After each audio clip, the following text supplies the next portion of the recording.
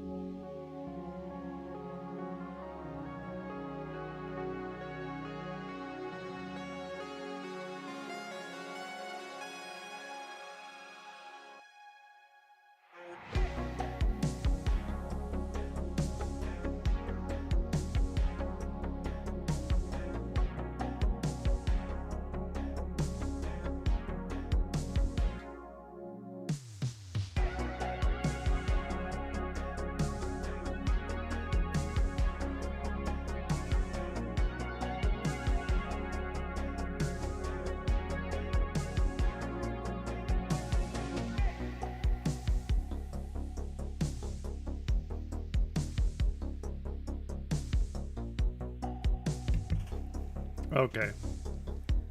Let's hope my chat thing works. I popped out the restream chat so I don't have to have two chat windows open on my third monitor. I don't know. We'll see.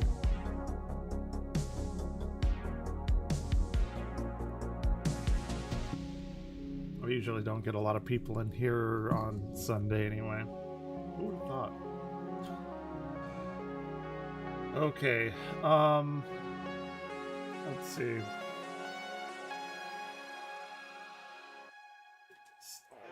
Ready.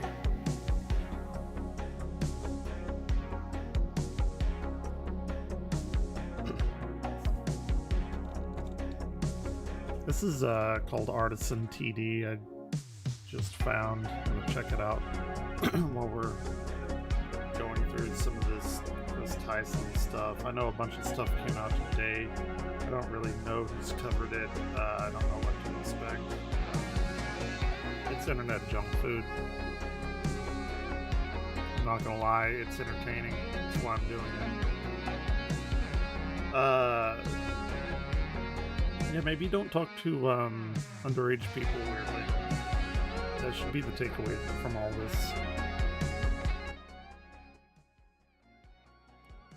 Ava Kris Tyson from the Mr. Beast channel is currently facing one of the worst downfalls of all time, with several disturbing and credible allegations being made against her, resulting in Mr. Beast firing her from his team and publicly denouncing her disgusting and predatory behavior. Would not recommend. I'm the Internet Anarchist. I create weekly YouTube documentaries, and today we'll be diving into the disturbing downfall of Ava Kris Tyson. Ava Kris Tyson, I don't know if they known as just Kris Tyson, was a longtime friend and collaborator of Jimmy Donaldson, this new known leaks as into Mr. this, Beast. Their relationship extended back to childhood, with the two even sharing living quarters as roommates. Tyson would go on to become a key part of the Mr. Beast channel and even the co-host of Mr. Beast Reacts. Whilst Kris Tyson had a successful career being featured on YouTube's largest channel, the controversy surrounding them began in 2023, when YouTuber SunnyV2 would upload a controversial video titled "Why Kris Will Soon Be a Nightmare for Mr. Beast," where in the video he would criticize and speculate on Kris's transformation, with claims of Kris abandoning their wife and kid in the pursuit of being transgender, as well as the impact it could have had on the bro dynamic of Mr. Beast's content at the time. Maybe everybody was simply too busy opening packages, but Kris did make these bizarre jokes about Jimmy being female, making him incredibly uncomfortable. Oh my god, Jimmy, look, they drew you. Jimmy, they drew you so well. It looks just like you. Oh, yes. Oh my god, it's Jimmy. How did fan art? This is what we were looking for. Be brave, be honest, be kind. Interesting. That is my tactic. The video would be widely criticized and even garner a response from Mr. Beast himself, reading, "Yeah, this is getting absurd. Kris isn't my nightmare, he's my friend and things are fine. All this transphobia is starting to piss me off." Maybe not so much anymore. Would receive backlash for this video and later change the title to "How Will the Kris Tyson Situation Impact Mr. Beast?" It wouldn't be long before Tyson was once again embroiled in controversy. The first major blow to Tyson's reputation came with the discovery of her old Reddit account username TysonBoy34 after a user called her a slur, with tweets reading, "Old Kris would have called you a blank," with Kris responding saying, "The old me was a blank too," showing a screenshot which displayed the username TysonBoy34. This account definitively being linked to Tyson through references of being Mr. Beast's roommate and other identifying details revealed a disturbing pattern of behavior. In now deleted comments, archives from this account show very strange interactions, such as, "Why the fuck do you use your VR headset for anything other than 3D lolly gang porn?" And what's even more weird is that Kris would comment this under an image featuring teenagers. I haven't heard this stuff. But you can still get teen love. 14-year-olds always stay 14. Lenny face. For those unaware, lolly is essentially drawn cheese pizza, not safe for work artwork featuring characters that are clearly minors. And when the situation already seems bad, it gets so much worse. One of the most damning and disgusting elements of the And again, you can't explain that shit away with, "Oh, they're a 2,000-year-old dragon." No, you're getting turned on by children's bodies. You got some weird shit wrong with you. Try and get it fixed. Kris Tyson controversy was her association with and support for the notorious artist Shadman. To fully grasp the gravity of the situation, it's important to know who Shadman was and why his connection to Kris Tyson is so disturbing. Shadman, real name Shaddai Progene, is a Swiss-born artist infamous for his highly controversial artwork. While attending art school in Switzerland, Shadman was expelled and reportedly deemed a quote menace to society due to the nature of his artwork, which included depictions of underage individuals in NSFW situations. Throughout his career, Shadman consistently pushed boundaries, creating severely degenerate content that ranged from the safe work artist of his own mother to art of animator Ed Gold being I didn't know he did his own just the day after he passed away from cancer. But if you thought that was horrible, what Shadman was most notorious for was his disturbing artwork featuring real children. From Keemstar's daughter, who was 7 years old at the time, to YouTuber Lieutenant Corbus. Okay, I've heard that she was 7 or 8. I've heard different 8. I mean, it's still fucking terrible regardless. Just 11 years old at the time. These deranged actions led to legal threats and his website being dropped by its host provider, with a tweet from Shadman stating, "I'm in some legal issues until further notice. Won't be active online till this is solved. Shadbase is offline. I'll try my best to change that." Whilst Kris has gone on to try and cover up any and all evidence of her behavior, archives of their interactions exist and are still accessible today, such as Kris's comment on Pixar Incredibles 2 film trailer, which featured a baby in the thumbnail reading, "Shadman is going to love this," as well as a tweet stating that she had accidentally opened his site on stream, reading, "Shout out to Shadbase for having safe for work drawings today. Accidentally pulled up his website on stream," as well as another tweet asking Shad to draw an underage character from a TV show, reading, "Please Shad, please." On the 17th of July 2024, again, address would publish the fucking weird thing. I mean, that is like all of that shit is fucking weird as shit, but like a more disturbing manner of all of this is how many likes this Shadman got. It's like several thousand for shit that he posts like this. That is very much disturbing too, that nobody's really talked about that I've seen. Like, there are a lot of fucking weird people out there. Publish a video connecting and I mean, the we're all dots. weird, but not. How are Ava and Shadman linked? Like that. At least Well, I the hope answer not. to this is another drawing by Shadman. It depicts a young girl wearing a "Please be patient, I have autism" cap, pointing a gun at her mouth. She has a fidget spinner as an earring and a spade tattoo on her thigh that says BBC, which we all know what it means. Yeah, we are. Yeah. On November 18th, 2017, Ava responded to a tweet from Grande and Mr. Beast stating, "This is coming from a guy who owns a Shad-based drawing and has it as a centerpiece in his living room." Just some time later, they also posted the exact same drawing laid on the floor with the caption, "Bonus fidget spinners to throw some extra Dude, it's autism." so fucking But this weird. is where things get even more disgusting. Yeah. This artwork was featured in an actual Mr. Beast video, where in a video titled "Tipping Pizza Delivery Guys $10,000, the degenerate artwork could be seen in the background. Yeah, it's right there. Yeah.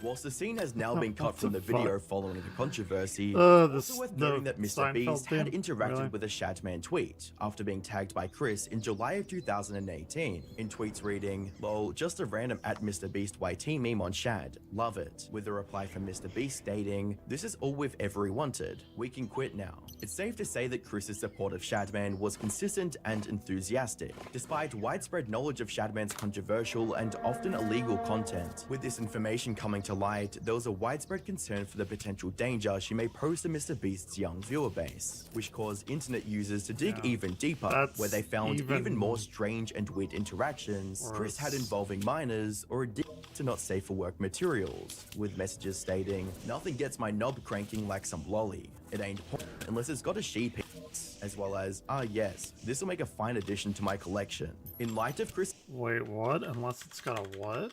What is the... A sheep...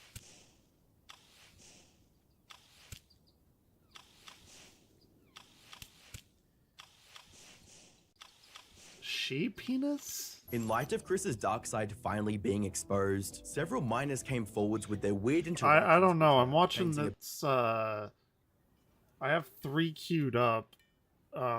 Internet Anarchist, and then I'm gonna watch more Pegasus video. It just says Mr. Beast just destroyed his career. And I know a lot of, like logs and stuff leaked out. That's apparently pretty bad, but I don't know if anyone's compiled them together to, you know, make a digestible video. And then there's a Cody Co thing. I don't know a lot about him, but I have that one queued up as well. So there's a few things in this video that I haven't seen before. Yeah, it's so fucked up. A picture that Kris frequently befriended minors and used strange language like dad or daddy with them. That's Keep so in mind, weird. Kris was The first time I watched this, I mean, it's weird regardless, but I thought it was like the minor calling Kris dad, but it was Kris calling the minor dad. Dude, that's so fucking weird. Like, every time I hear that, it was really bad the other way, but it's even worse this fucking flipped way.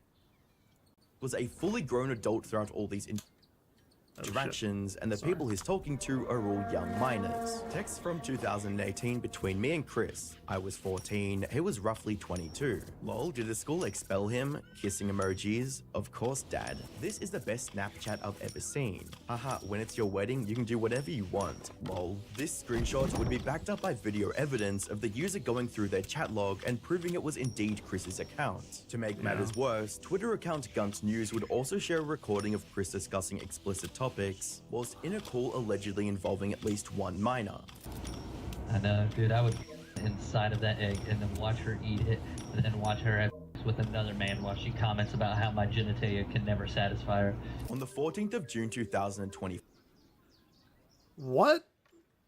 That's new. That's new. Dude, come on. Why are you doing this to me? Now I have to pan you, and I have to stop it, and then why the fuck? Go do something better with your life.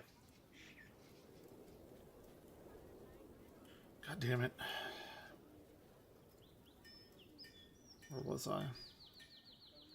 inside of that egg and then watch her eat one minor of Kris chat I've ever seen. Haha, when it's your wedding, you can do whatever you want. Lol. This screenshot would be backed up by video evidence of the user going through their chat log and proving it was indeed Kris's account. To make matters worse, Twitter account Gunt News would also share a recording of Kris discussing explicit topics, whilst in a call allegedly involving at least one minor.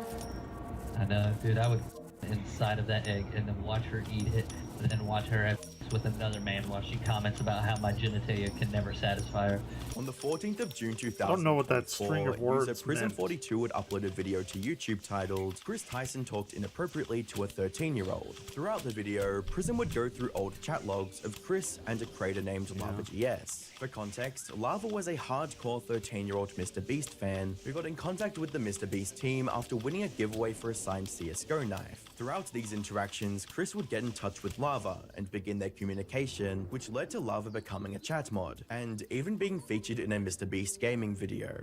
Lava, Pluto, assemble! Hi, how are you? I need you to make this 10 times harder. How hard do you want it, Jimmy? Hard. During Prism's video, he would document both their public and private interactions that happened whilst Lava was underaged. I get weird snap from Kris. He's a different man off camera is all I can say, which featured an image of Kris standing under the American flag with the caption, "Coming for America," as well as a tweet from Kris reading, "One more Patreon and I'm releasing my nudes," where Lava would respond stating, "I'm your first Patreon, big boy," where Kris would reply, "But not $5, pathetic, JK, kissing emojis," where the conversation would presumably end with Kris stating, "I just posted some fire nudes for you, please no share." All these interactions would eventually culminate in Lava meeting up with Kris in 2020. Whilst Prism would claim that Kris was grooming Lava, Lava would come forward with a different story and response to the situation, with a Keemstar tweet reading, "MrBeast connected me directly to Lava, the alleged Kris Tyson groomed victim. Lava, I was not groomed by Kris Tyson.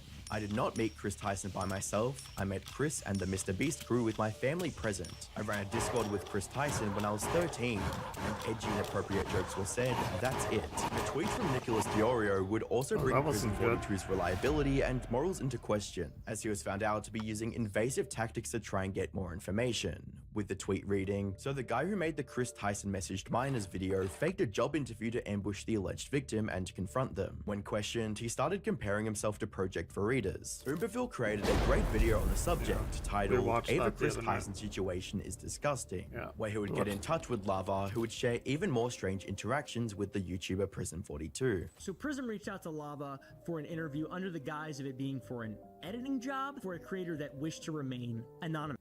See, the thing, I just thought about it, like, the Lava guy saying, you know, whenever he was 13, saying like, oh, Kris did nothing wrong, it was just like edgy jokes or whatever. He probably thought that, right? This Lava guy probably thought that. Like, you know, I'm thinking back like 13, yeah, you make some stupid fucking jokes, you know. It's listening to like Eminem albums and shit back then. Because what, whenever you're 13, you're like in 8th grade, right? Something like that. Yeah, you're going to be making a fuckload of jokes like that. But the thing is, like, he can't know what Kris said, or like what Kris has in his mind. Like, we're hearing from the viewpoint of the kid that's like 13, it would doing all these edgy jokes, but like, you don't know the intent of the other party involved. That's like really fucked up. It just is. He also offered compensation for the interview, but supposedly never asked for the context regarding the interactions between Lava and Ava, or if it was okay to publish the video. Prism also didn't ask Lava any questions that could invalidate the claims that he made in the video. That makes it even worse, I think. When Prism said he was going to keep Lava anonymous, then he shows his name an Instagram page which Lava has since had to private, which is incredibly unfortunate. A comment exchange between Prism and Lava would read, "This video is not true and disgusting. Ava has never done anything wrong, and for you to make up all these lies and create this narrative is just wrong. Also, when you interviewed me for a supposed editing job, why did you lie? So you can take clips out of context? This is disgusting." Where Prism responded stating, "Care to comment why when you were 14 and Kris was 20 to 21, you and Kris Tyson had bro talk where he was joking about sending you and flirting with you on Twitter?" Mudaha from Some Ordinary Gamers would reach out to Lava to ask more questions, where Lava would attempt to clear Kris's name once again. Reading, "I was never sent anything explicit or ever asked to send anything explicit. I'm not a victim of grooming, and if I was, I would have already come forward. I'm on the internet way more than an average person, but and you I've don't seen multiple instances of people." See, he's on the internet way more than an average person. I'm not a victim of grooming. That's exactly what the groomer wants you to think. Like, that's the whole point. God damn it.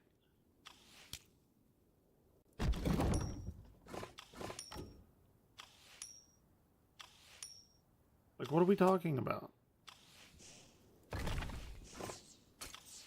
Actually getting groomed. I am not one of them.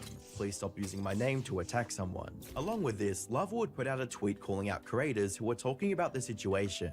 Reading, "These videos are massive lies and twisting the truth. Ava never did anything wrong and just made a few edgy jokes. I was never exploited or taken advantage of. You don't Can you know do me a that. favor and comment on these videos and tell them to stop spreading lies? This situation Like, takes they away don't from know children who are that. actively being exploited every day online. I'm not a victim of anything being claimed in these videos, or at all. Something to note is that the videos featured in the tweet were posted by Sensitive Society and a Cheeto, and both videos that never even mentioned Lava to begin with. On top of this, many commenters would insist that Lava was indeed groomed and simply didn't realize it. With comments reading, "You've been groomed, man. You're a victim. You don't have to protect these people. That's called grooming. You're not supposed to feel like it was wrong." As well as, "You are a victim whether you think so or not. Kris should be held accountable for his disgusting actions." Whilst Lava would eventually apologize to both a Cheeto and Sensitive Society, he would also call for YouTube to take down videos discussing the situation, which would result in more backlash in the comments. With a comment from Smaggle reading, "You can't mass brigade and send everyone to take down these videos, even in the apology. Why do you do this to yourself?" Whilst Lava was adamant that it was never groomed in any way by Kris, another user by the name of Nathan W would come forwards with some harrowing allegations on the 25th of July 2024. "Kris Tyson from MrBeast used me, manipulated me, and did very inappropriate things with me while I was about 15 years old.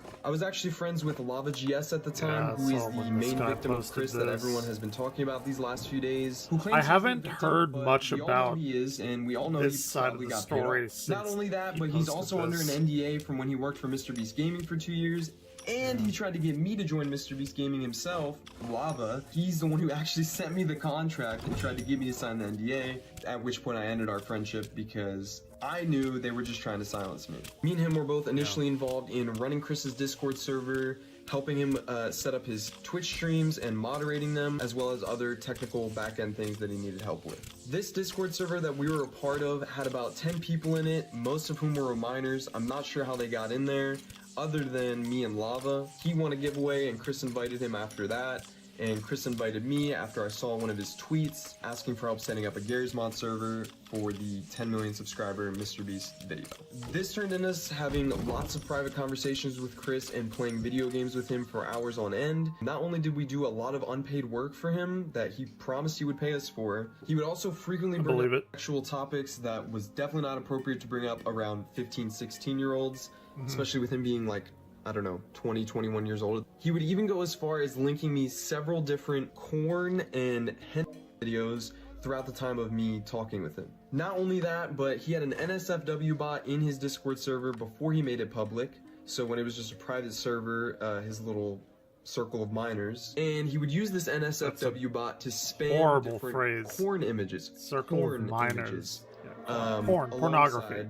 All these I'm not monetized on He would also frequently pornography. call me dad and daddy as well as the others, which I guess we all kind of just took as a joke at the time. You have to think this is someone who we looked up to at the time, we idolized, we thought was the coolest person in the world, so they couldn't really do any wrong in our eyes. But looking back, I was definitely uncomfortable at being called daddy by a 20-year-old.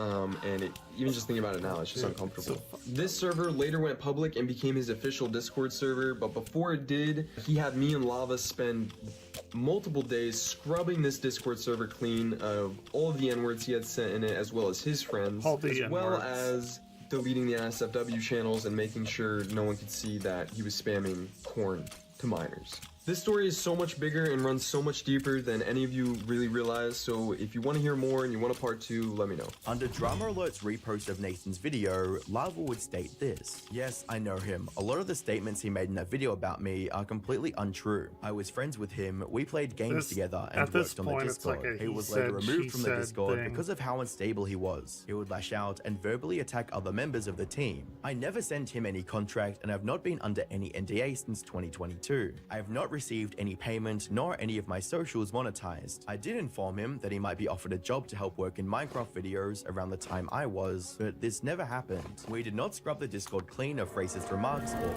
we did convert the Discord from a private one to a public in a day. After it had been made public, this involved setting up moderation bots and channel permissions. We also had never done over that. At no point was there any agreement that we would be paid for anything we worked on. Nathan has since deleted his Discord messages between me and him. He also deleted his original Discord account. Nathan was more involved with Jake the Viking. Here is a video with Nathan in it and being tagged as the editor, where Nathan would respond stating, "Actually, I left the server on my own accord. Yes, I was unstable. Yes, I lashed out on people. However, I was never removed by anyone.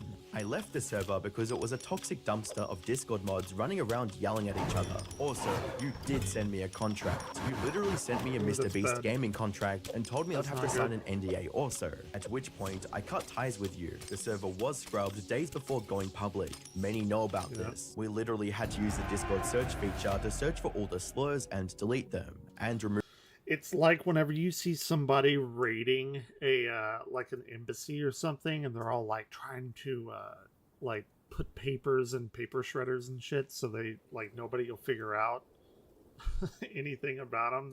This is like the Discord version of that, and it's wild because apparently they're just fucking throwing around the N-word like nothing, and well, they are in the South. So I guess I don't know. Like, there's shit like that, regardless of all of the other stuff, that like Mr. Beast is associated with this, since this was on their Discord, that is probably not going to be very great for Mr. Beast. Because, again, regardless if he knew all this other Kris stuff, like this part in and of itself is like incredibly harmful. Remove the not safe for work bot and channel. This is all real truth. Lava is trying to backpedal and cover for them hard. To add credibility to his side, Nathan would post another video sharing proof before the Discord server was wiped. This is part 2 to yesterday's video of me talking about Ava Kris Tyson and what they did to me when I was 15 years old. This video has all the proof in it, all the receipts, and all the screenshots, thanks to an old friend of mine who was a moderator in Kris's Discord server at the time, Cookie.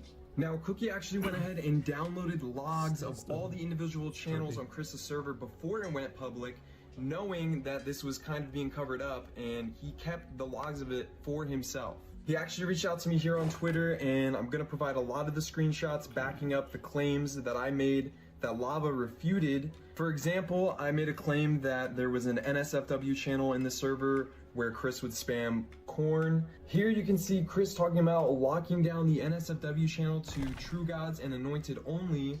By the way, this is in 2019. I was a True God and I was a minor. Not only that, what is a True God? Like the Nathan.rtx saying the Discord ranking. So even I knew like as a kid that this was a really bad Discord. Here is Lava himself talking about starting the commencement of cleaning the server, word for word. I said he was talking about scrubbing the server. He says that never happened. Here you can see him talking about it, as well as me and Cookie himself talking about it. I just want to make this video real quick, disproving some of the claims that Lava refuted and showing that they actually are true, but I actually have thousands of Discord messages to go through in these logs that I was just provided by Cookie. I don't Shout out to him for giving me them, and I'm going to be going through them and posting an update video with some more proof. After Nathan released the chat logs, Lava would seemingly fold, posting a tweet stating, "Based on the recent screenshots and messages, I would like to say a statement about the Discord. This was 5 or 6 years ago, and I thought I had a good memory of the situation, but I was wrong. After reading the chat logs, this stuff was inappropriate and wrong. I spoke based on my memory of the situation, and I still do not remember these conversations, but they definitely happened. These conversations should not have happened with people the age I was at the time. I strongly condemn them. I still believe I'm not a grooming victim, but these conversations should not have happened with me and any other minor in this Discord. I was a minor in this situation, and not an adult influencer who shouldn't have allowed this to happen. I did not see this was wrong at the time." Later that day, Lava would post another tweet on the situation, stating, "I appreciate everyone taking this tweet as me talking about everything I have stated about Ava Tyson. It is not. This is only about the Discord logs, and the reason I spoke on my memory being bad is I have thousands of conversations in this Discord.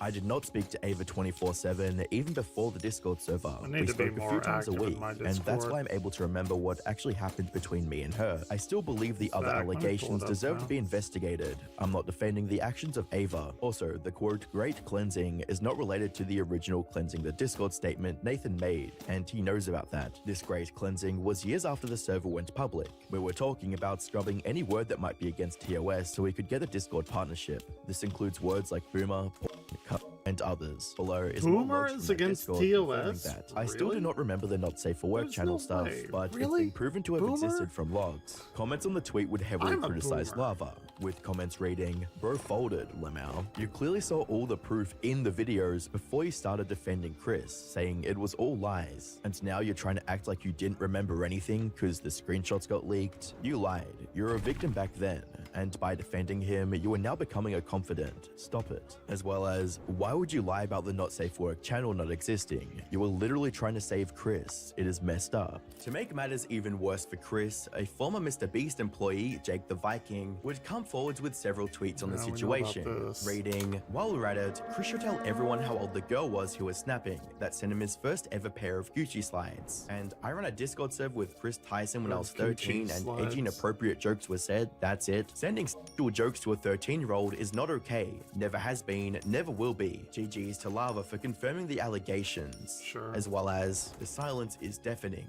If this wasn't worse enough, another ex-Mr. Beast employee would come forwards with a video stating that Mr. Beast knew and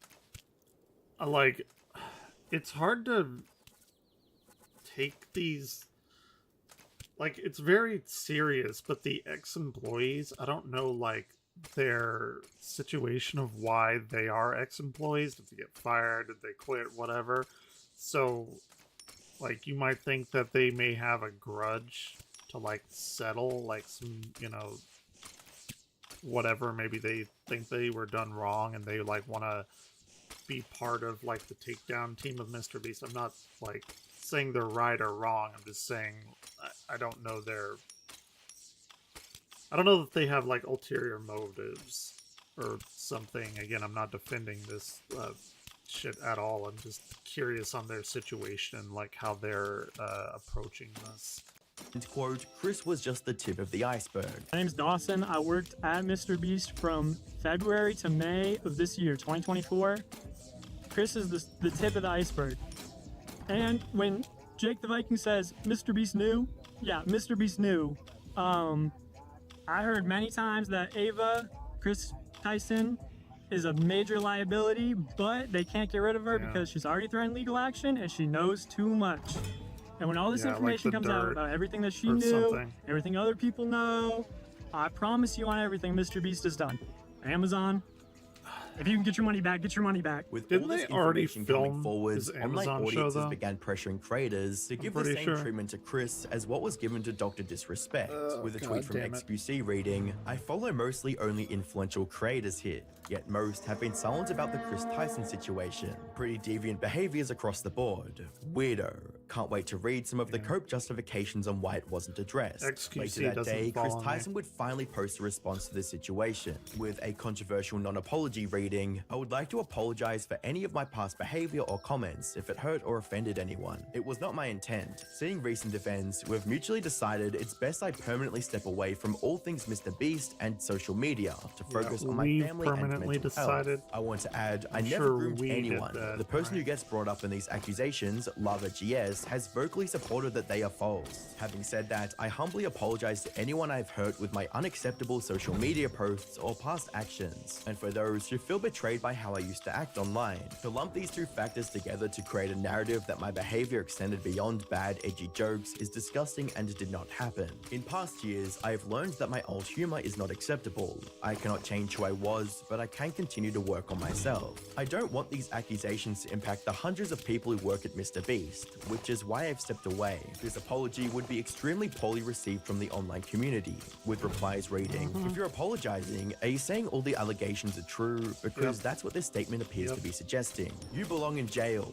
Prison for you, as well as, see you never. Hope your ex-wife keeps you well away from that kid." Not only was Chris's apology barely even an apology, it also completely avoided directly addressing the Shadman situation and tried pulling the mental health card as an easy way out. However, later that day, Mr. Beast would publish a response that would not only contradict Chris's apology, but also ruin her career, with a tweet reading, "Over the last few days, I've become aware of the serious allegations of Ava Tyson's behavior online, and I am disgusted and opposed to such unacceptable acts. During that time, I've been focused on hiring an independent third party to conduct a thorough investigation to ensure I have all the facts. That said, I've seen enough online and taken immediate action to remove Ava from the company, my channel, and any association with Mr. Beast. I do not condone or support any of the inappropriate actions. I will allow the independent investigators the necessary time to conduct a comprehensive investigation and will take any further actions based on their findings." During this statement, it seemed like Jimmy was saying that he fired Ava Kris Tyson, and not that she left on her own volition as she tried to make it out to be. That being said, the response to Mr. Beast's tweet was largely positive, with replies stating, "It's the best thing that he he could have possibly done in that situation. Now back to improving the world, one video at a time," as well as, "Imagine this is a weird/hard time for you. People forget that you're a real, living, breathing human. Mr. Beast is larger than life, and I understand why people hold you to the standard they do, but I hope you're doing okay. Can't be easy when this happens to a day one friend. Love." Despite the mostly positive reaction, there would also be those who believed Jimmy secretly knew the whole time, and were upset that he didn't take action earlier. Looking back on the original title of Sunny's video, whether he knew it or not, it seems like it ended up being true. Kris does indeed seem like a nightmare for Mr. Beast. Self-fulfilling With that being prophecy said, shit. this situation is extremely similar to the Dr. Disrespect controversy, where he completely ruined his reputation over some suspicious allegations. Click the video on screen to find out more. Okay. There was a little bit. Has vowed to carry a dorm room mattress. Yeah, we watched that last night. Yeah, that was a little bit different. New stuff there a little bit.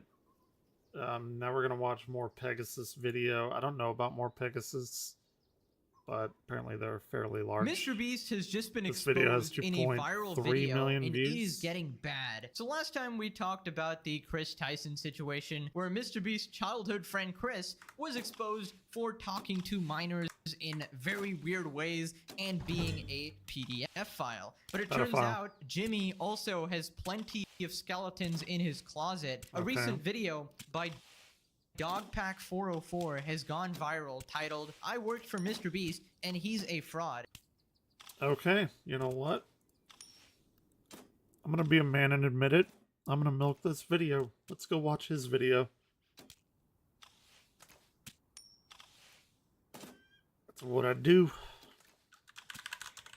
And play weird games that nobody cares about. I worked for Mr. Beast. No, it's the first one that came up. Alright, let's see. Do you think attention is the most valuable currency in the world? Oh, of course. If you could post something and everyone in the world would watch it, you'd be the most powerful man on earth. True. I agree with that. We're not promoting From my streams on 2 platforms, I can definitively say I am the least powerful man on the planet. gambling. I think people are going to see this Whoa, negative. the guy who just throws away millions of dollars on YouTube videos is a gambler. Who would have thought? lottery for money. To the point where he's gambling with people's You lives. don't have to pay anything to enter legitimate. How is this legal? I don't get it. It's a scam. It's a bit over-edited. Ponzi schemes are great up until they just go bust. Fucking Hans Zimmer horns.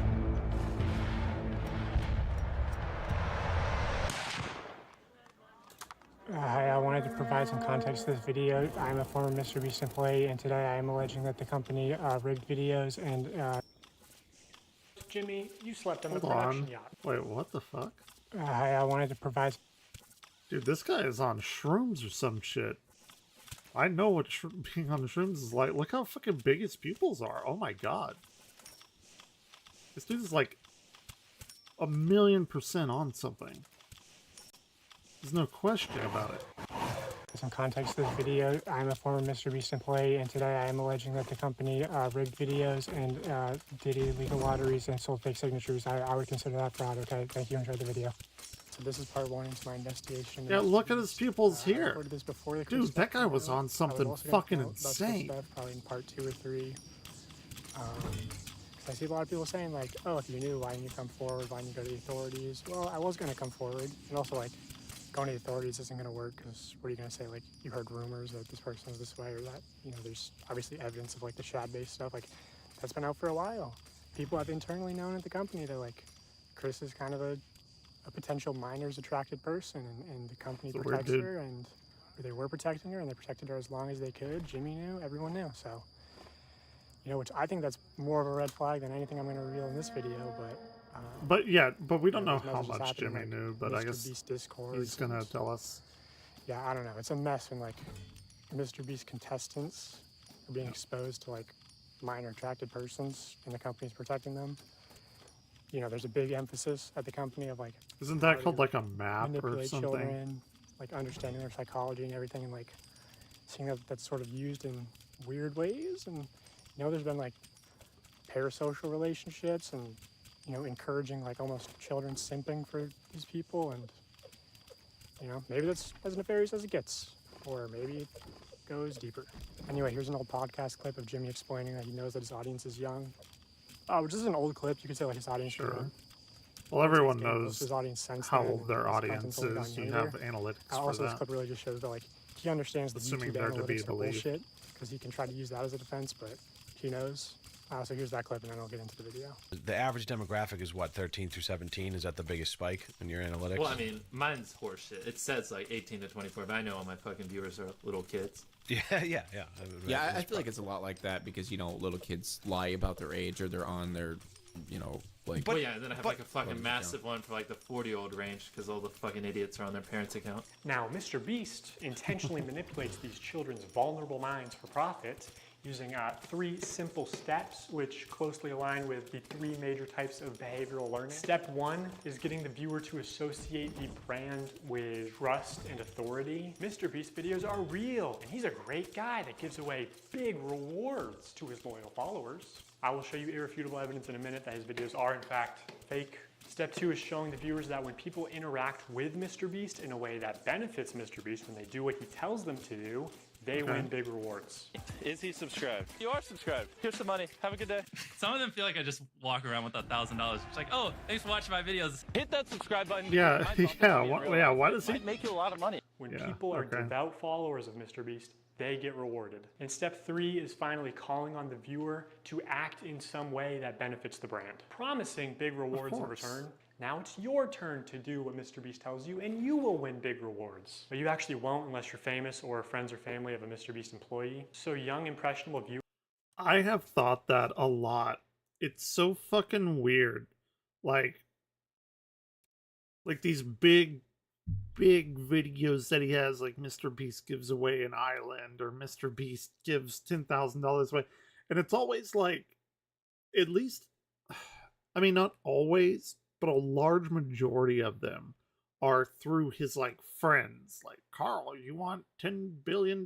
Here, do this. Or Carl, Kris, and these other people sit in this pool filled with cereal, and the last person gets $47 billion or something like that.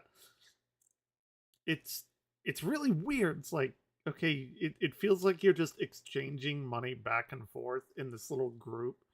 It kind of reminds me of there's a Beavis and Butthead episode, an older one, where like they have to go and sell candy bars for a fundraiser at school, and they're sitting down like on a, you know, like on a curb or whatever, and the candy bar costs like $2 or something, and Beavis has $2 and he like gives the money to Butthead, and Butthead gives him the candy bar, and then Butthead like he's like, I'm hungry, and then he gives Beavis the $2, and Beavis gives him a candy bar, and they just keep trading it back and forth. That's exactly what it feels like to me. That's a funny fucking show too. Viewers are made to believe that MrBeast is a trusted authority who can give them big rewards. These young viewers are explicitly shown that dedicated followers or random subscribers like themselves are winning big rewards when they do what MrBeast tells them. It's a good tower defense. I'm enjoying it so far. Repeatedly that if they subscribe, if they buy products or act in some way that benefits the brand, they will win big rewards. Trust MrBeast, watch him help others, contribute to his cause, and one day he'll help you too. That's the formula.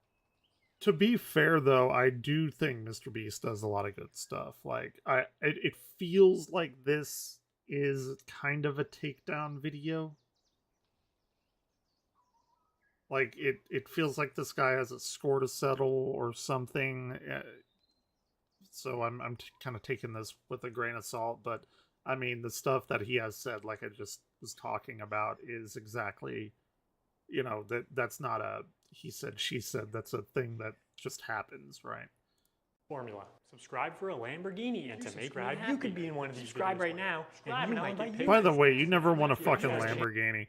Like, if you get a Lamborghini, chances are that you're not going to be able to afford the insurance for the Lamborghini. Like, if you can't afford a Lamborghini, you're probably, you're not going to be able to afford the insurance to actually legally drive the Lamborghini. Subscribe and you might win a free car. Subscribe for a free car. I love all of subscribe and you can come next time. I give you $100,000. Subscribe and you subscribe button. And you could also win $100,000. Seriously, we always fly subscribers down. They never fly random subscribers down. MrBeast fakes his videos in ways that are worse than you realize.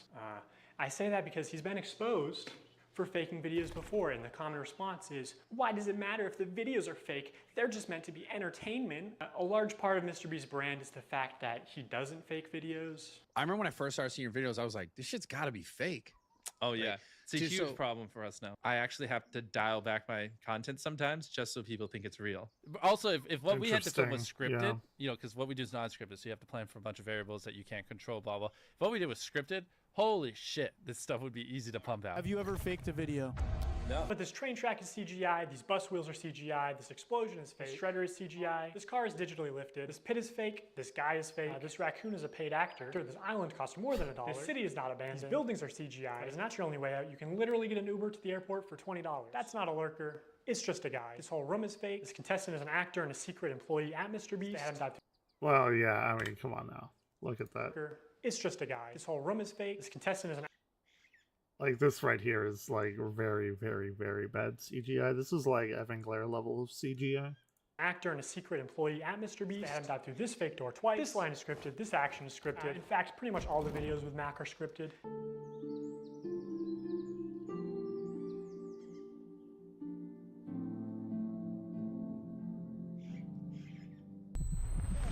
You did it! Yeah! What we did was scripted. Holy shit, this stuff would be easy to pump out. Let's talk about Mac for a second. We will die. Do you understand that? I found public records showing that Mac moved from California to Greenville, North Carolina, where Jimmy is located, back in August 2023, 2 months before he appeared as a contestant. According to a former MrBeast employee, this is around the time when Mac started working full-time on the editing team at MrBeast. Also, he didn't just move into any old house, he moved into $1 million mansion. Now, I'm not gonna dox him. Only some asshole would do something like that. After doxing and bullying the pilot some more like a f***ing douchebag, turns to Eric and says, how do I fly this thing? And Eric just starts pushing buttons. But I did find pictures of this mansion online, so I fed them into ChatGPT and asked it to create similar images. And this is what it came up with. And it's honestly not that far off. His 6,000 square foot $1 million mansion comes with a movie theater and 7 bathrooms. Jesus Christ, how much do you need to shit to have 7 bathrooms? Sure, that $800,000 is really I don't even know 7 people. Max is a nice car. Tell me, where are we right now? We're in the place that we drove to a few minutes ago. Mac, let's cut the shit here. What have you been doing for like the last year? A lot of family stuff. What kind of family stuff? Just like you know, playing catch with my dad, you know. For a year? How do you make money? How are you like surviving? Basically, like my main strategy is I go to like grocery store type places. Grocery store type places? I basically I'll do when I get there. I usually get like an amount of food that feeds me for like a week or so, right? With what money? The money that I've made. How did you make it? Huh? Yeah, well, listen, you're getting too caught up in the details. They'll figure it out. We will die. Do you understand that? During this time lapse on the 4th day of 7 days stranded at sea, you can clearly see there's no one in the shelter. These are their empty beds. But after a hard cut, magically 5 people are awake, and 2 of the boys have bright yellow raincoats that they didn't have when it rained on day 2. And after this is actually like very, very, very interesting. I thought this was all about like the Ava Kris situation, and I'm sure some of it is, but like this is very interesting just in general about Mr. Beast. Again, I have no reason to think that this guy is like lying clearly, but you know, you gotta wonder if there's some kind of grudge there. I just want to make that completely clear. Standing the whole night, completely soaked. You didn't spend the night soaked, Jimmy. You slept on the production yacht. It's ironic because this is one of the videos where they claim that they don't fake things. The production yacht. We have to be the real channel that doesn't fake things. In this video, this wink was added in post. In fact, 58 was actually on the far opposite side of the room from 42, and he just didn't hear him. This whole revenge storyline was added in post. Multiple shots show how timers are edited in post. Timers are edited in post. Timers are edited in post. They also manipulated contestants' audio in post. We got 15 minutes. All right. In general, if anything happens last second, it's fake. Or if you can hear someone's voice but can't see their mouth, the audio could easily be added in post. Yeah, it's like ADR. Gonna kill you. And yes, this lie detector video was also fake. Have you ever faked a video? No. Take that lie. It's still real to me, damn it! Okay, so Mr. Beast fabricates some contestant dialogue pretty and funny. timers and movements and storylines and uses a bunch of shitty CGI, but who really cares? I mean, the videos are just for entertainment only, right? I mean, it's not like he's ever rigged the results of a challenge. That would be impossible because he films with hundreds of random subscribers, right? Yeah. Wrong. Let's look at this video. Not only were the results of this video completely scripted, but the contestants are not random subscribers. So many people had jobs. Oh, that person had to get out for her job? I guess you forgot she's your hiring manager. I'm actually curious on like maybe if this is true, why didn't this come out like in a bigger way before? Because this is a lot of people to keep quiet on that. I mean, I know, I guess if they like actually work for him, maybe they signed some kind of contract or NDA or something, but still like it's interesting. I actually recognize a lot of people in this video, including Jimmy's own girlfriend. So yeah, the random subscribers you see in challenges are actually never random. They're almost always local to Mr. Beast, and oftentimes friends and family of Mr. Beast employees, or just the employees themselves. And when they do pull someone from outside of North Carolina, it's usually somebody who's in the industry, who's camera trained, who has built a following.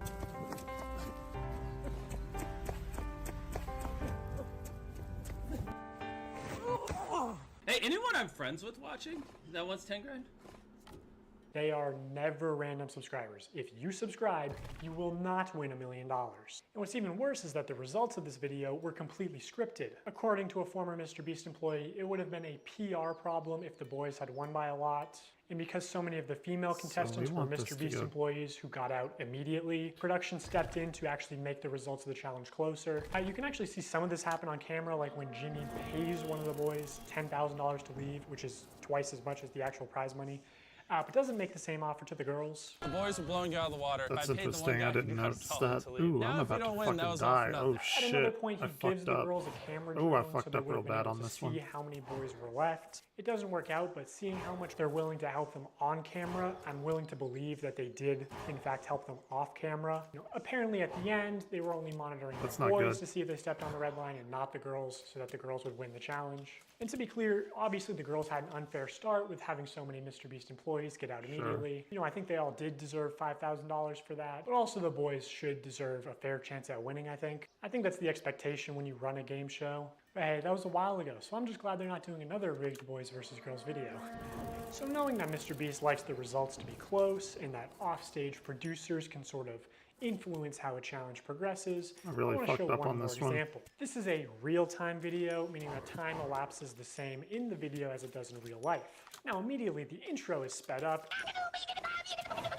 and the timer is clearly added in post. What was that? That's Let's Thornberries. assume that it's all real time. That shit's When he funny. reaches the bottom floor, he has to turn these water valves. Now you can tell that these valves aren't actually connected to anything because the water flows out in an instant, and it happens when he's not even touching the valve.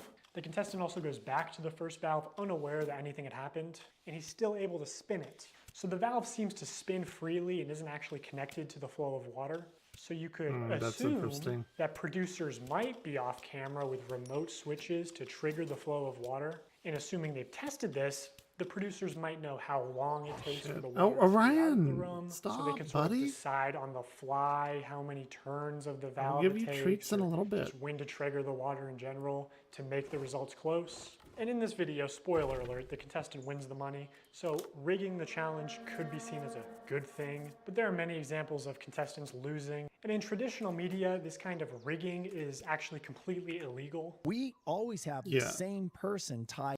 So I think like what he's doing, and I mean, this has been done forever, like on game shows and, well, maybe not game shows, but I think some of his videos, maybe even like quite a bit of them, are actually real, obviously, but he does these other videos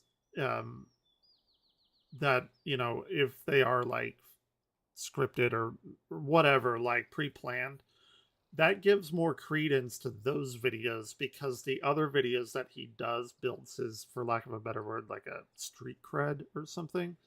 And so nobody probably could take the time to discern like which video is real, which one's fake, since like it's probably hard to, you know, figure out.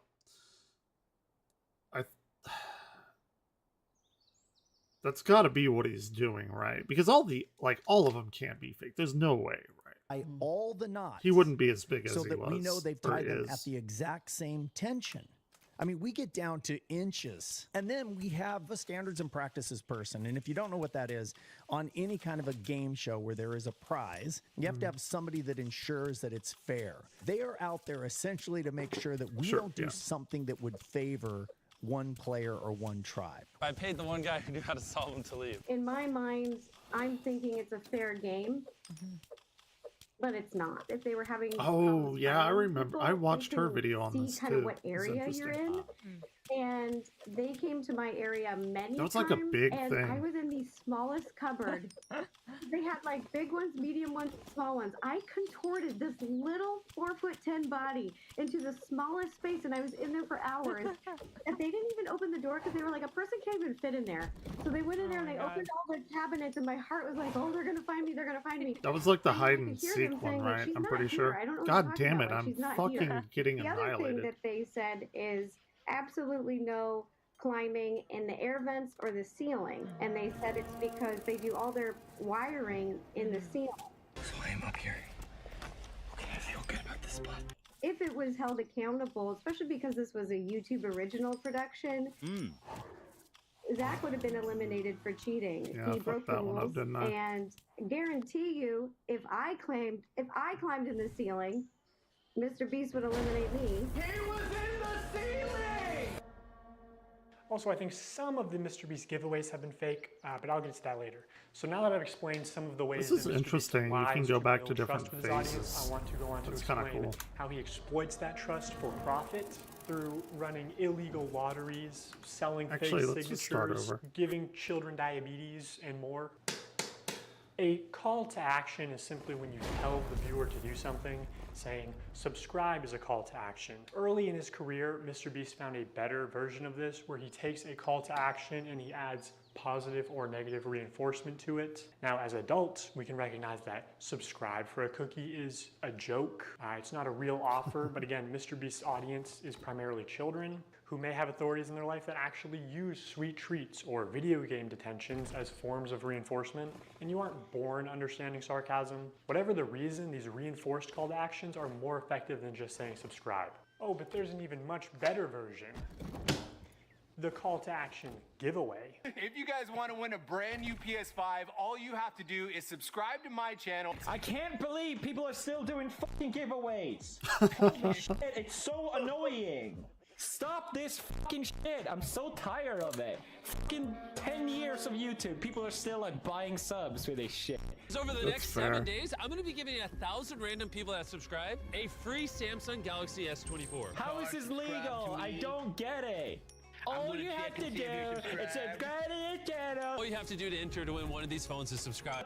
Dude, people do anything for viewers, man. I literally spent over $1 million on I these probably phones, would. and I we just don't have the literally money. found him 1 minute before Zach. I spent over $1 million on these phones. All you have to do to enter is hit that subscribe button. Samsung, I just want you to love me. So yeah, that's what a call to action giveaway is. Sure. At best, they are a way to buy subscribers, but much of the time they are legitimate scams. Either a YouTuber doesn't actually give away a prize, or in the case of these live streams, they are illegal lotteries where the only way to win a prize is by making a purchase. And obviously, I'm not a lawyer, so I'm just gonna show you the law and then show you irrefutable evidence of what's being done, and you can make your own conclusions. The FTC defines a lottery as containing 3 elements: a valuable prize, random chance, and consideration, which can be time or effort, but in most cases is just payment. To successfully run a contest or a sweepstakes, you must eliminate one of these factors. A contest, for example, eliminates chance, and a sweepstakes eliminates consideration. In determining So is Mr. Beast like violating TOS? Surely not.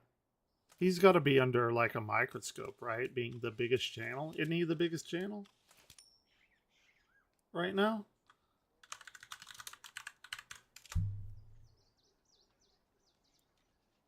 He like blew past T-Series and Coco Melon.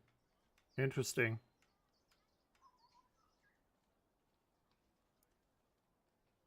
Like he's got to be under the magnifying glass, making sure everything is above if board. any MrBeast giveaways have been illegal lotteries. Well, also maybe that's not true because it gives YouTube like the viewers, right? So, all right, get down. Stop. Jeez. Identify a prize, which is distributed through random Anyway, chance. yeah, he not makes one YouTube a without lot of spending money, so on August 2nd, 2020, maybe MrBeast live streamed him and his friends signing limited edition shirts celebrating 40 million subscribers. And here are just some of the clips from that stream.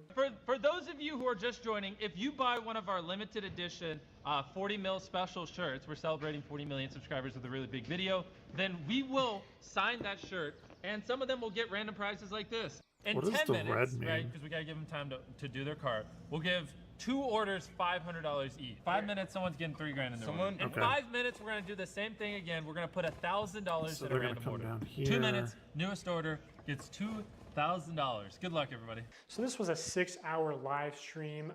They took it down off YouTube, but 5 hours of it are still up on their Facebook page. And during those 5 hours, I counted 46 illegal lotteries. These lotteries are also run poorly. Multiple times they would say something like, buy in the next 5 minutes for a chance to win. And then 7 minutes later go, actually, the newest order in 30 seconds is gonna win. In 5 minutes, we're gonna do the same thing again. We're gonna put $1,000 in a random order. Hey, Daryl, don't we owe someone $1,000? We do. Yeah. So, all right. So the newest order in 30 seconds, we are going to put $1,000 in your package. Stephen K. Okay. Stephen King. And there is no second giveaway 30 seconds later, like Jimmy said. This is just one very shady giveaway. They just go on to talk about how Steven made a profit. Steven's a handsome man. So maybe I missed it. How like this guy isn't in these videos? Is he like a behind the scenes producer, or is he like an editor or something? Is that what's going on here? I counted 13 of these extra shady lotteries where they did not give the prize in the original time frame that they said. Okay, so we're going to put 2 iPhones in this piñata, and we're going to give it to someone who orders a shirt in 3 minutes? 5 minutes. buy a limited edition shirt or hoodie, and we're gonna pick a random one in 10 minutes and give them $2,000. Have we done iPhones yet? Oh no, he just barely made it. Daryl, first, actually, before we do that, we never picked a pinata. So these clearly fit the definition of an illegal lottery. These clips are also not out of context. No one ever said no purchase necessary. There's nothing in the description or on the website. At one point, Mr. Beast is informed that they ran out of PlayStations, and he says, "Are we trying to not sell merch?" Our city is sold out of PlayStations. We don't have any. We have to give away. Are we trying to not sell merch? So he clearly knows that they're making more money by running these illegal lotteries. Another shady thing he did was constantly suggest that they're doing too many giveaways to make a profit. My guy over there doing the numbers is like, stop, please. It's like, you do realize every time you give away an Xbox, then $1,000. When was this made? This was...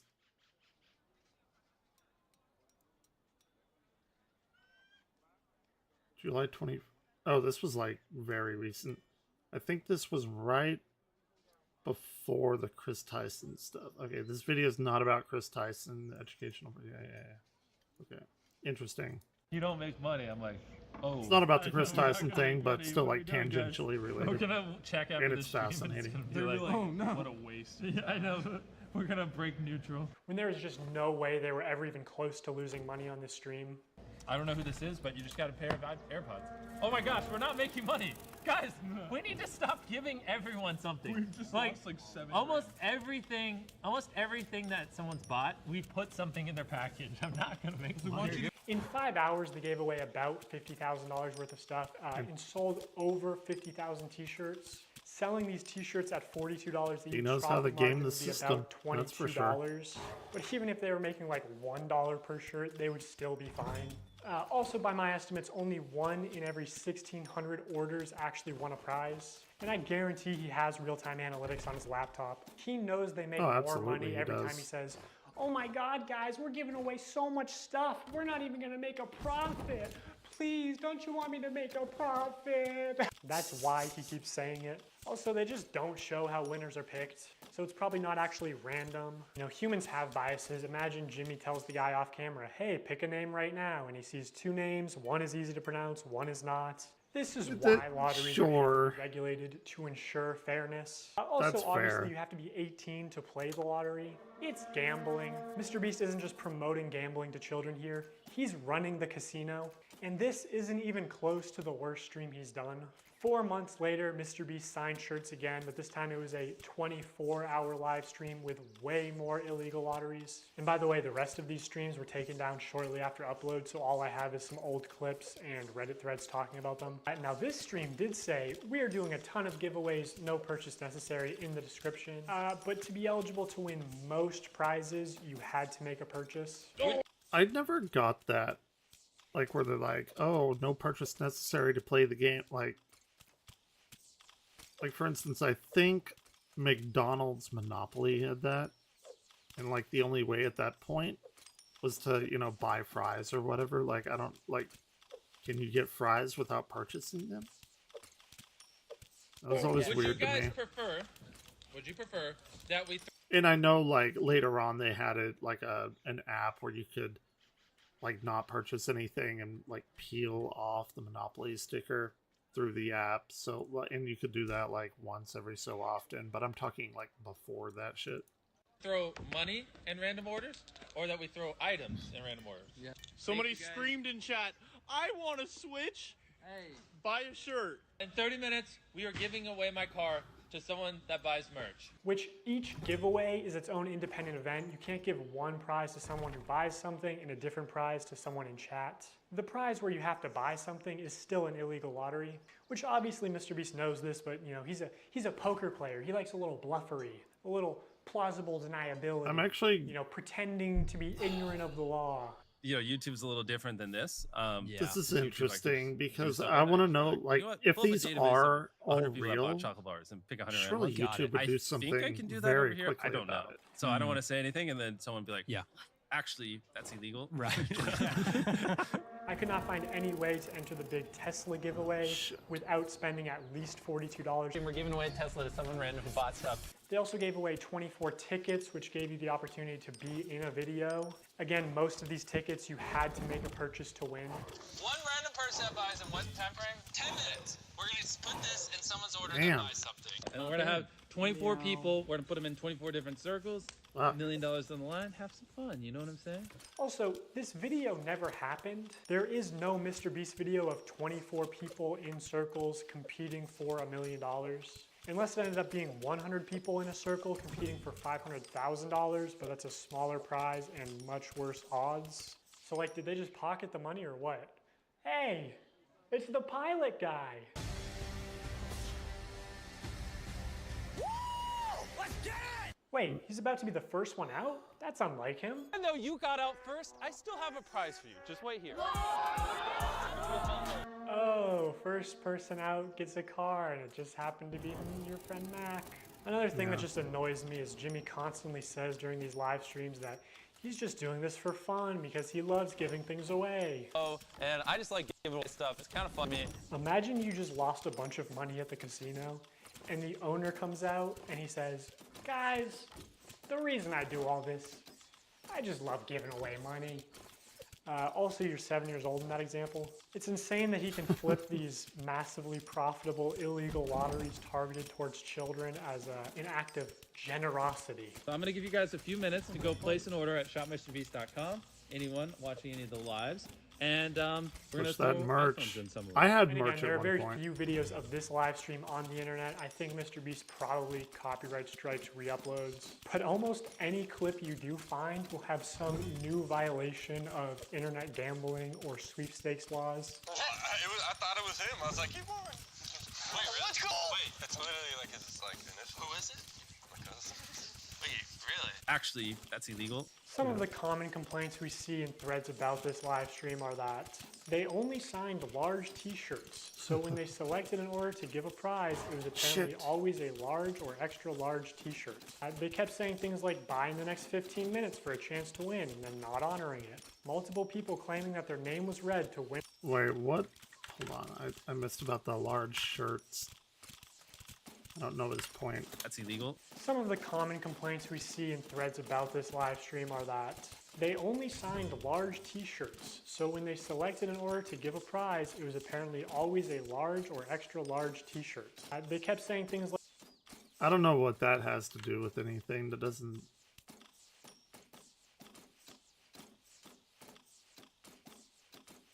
Yeah, I don't know what that has to do with anything, like the size of the t-shirt. always a large or extra large t-shirt.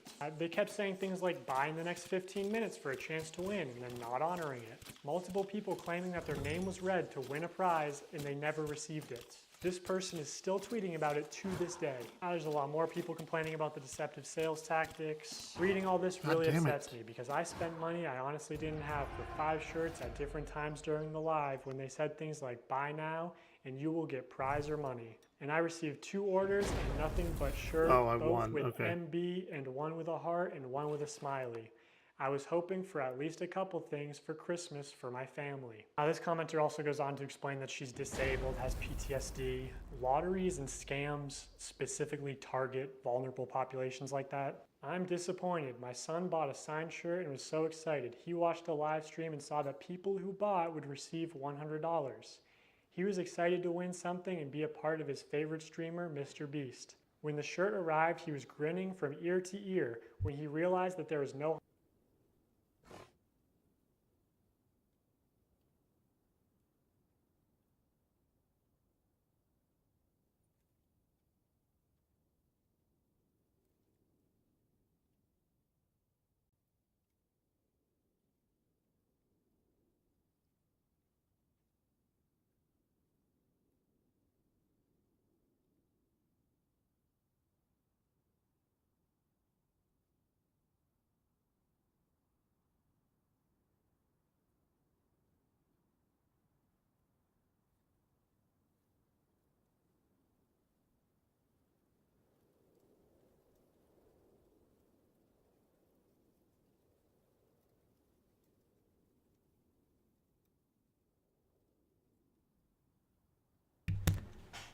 Alright, sorry about that.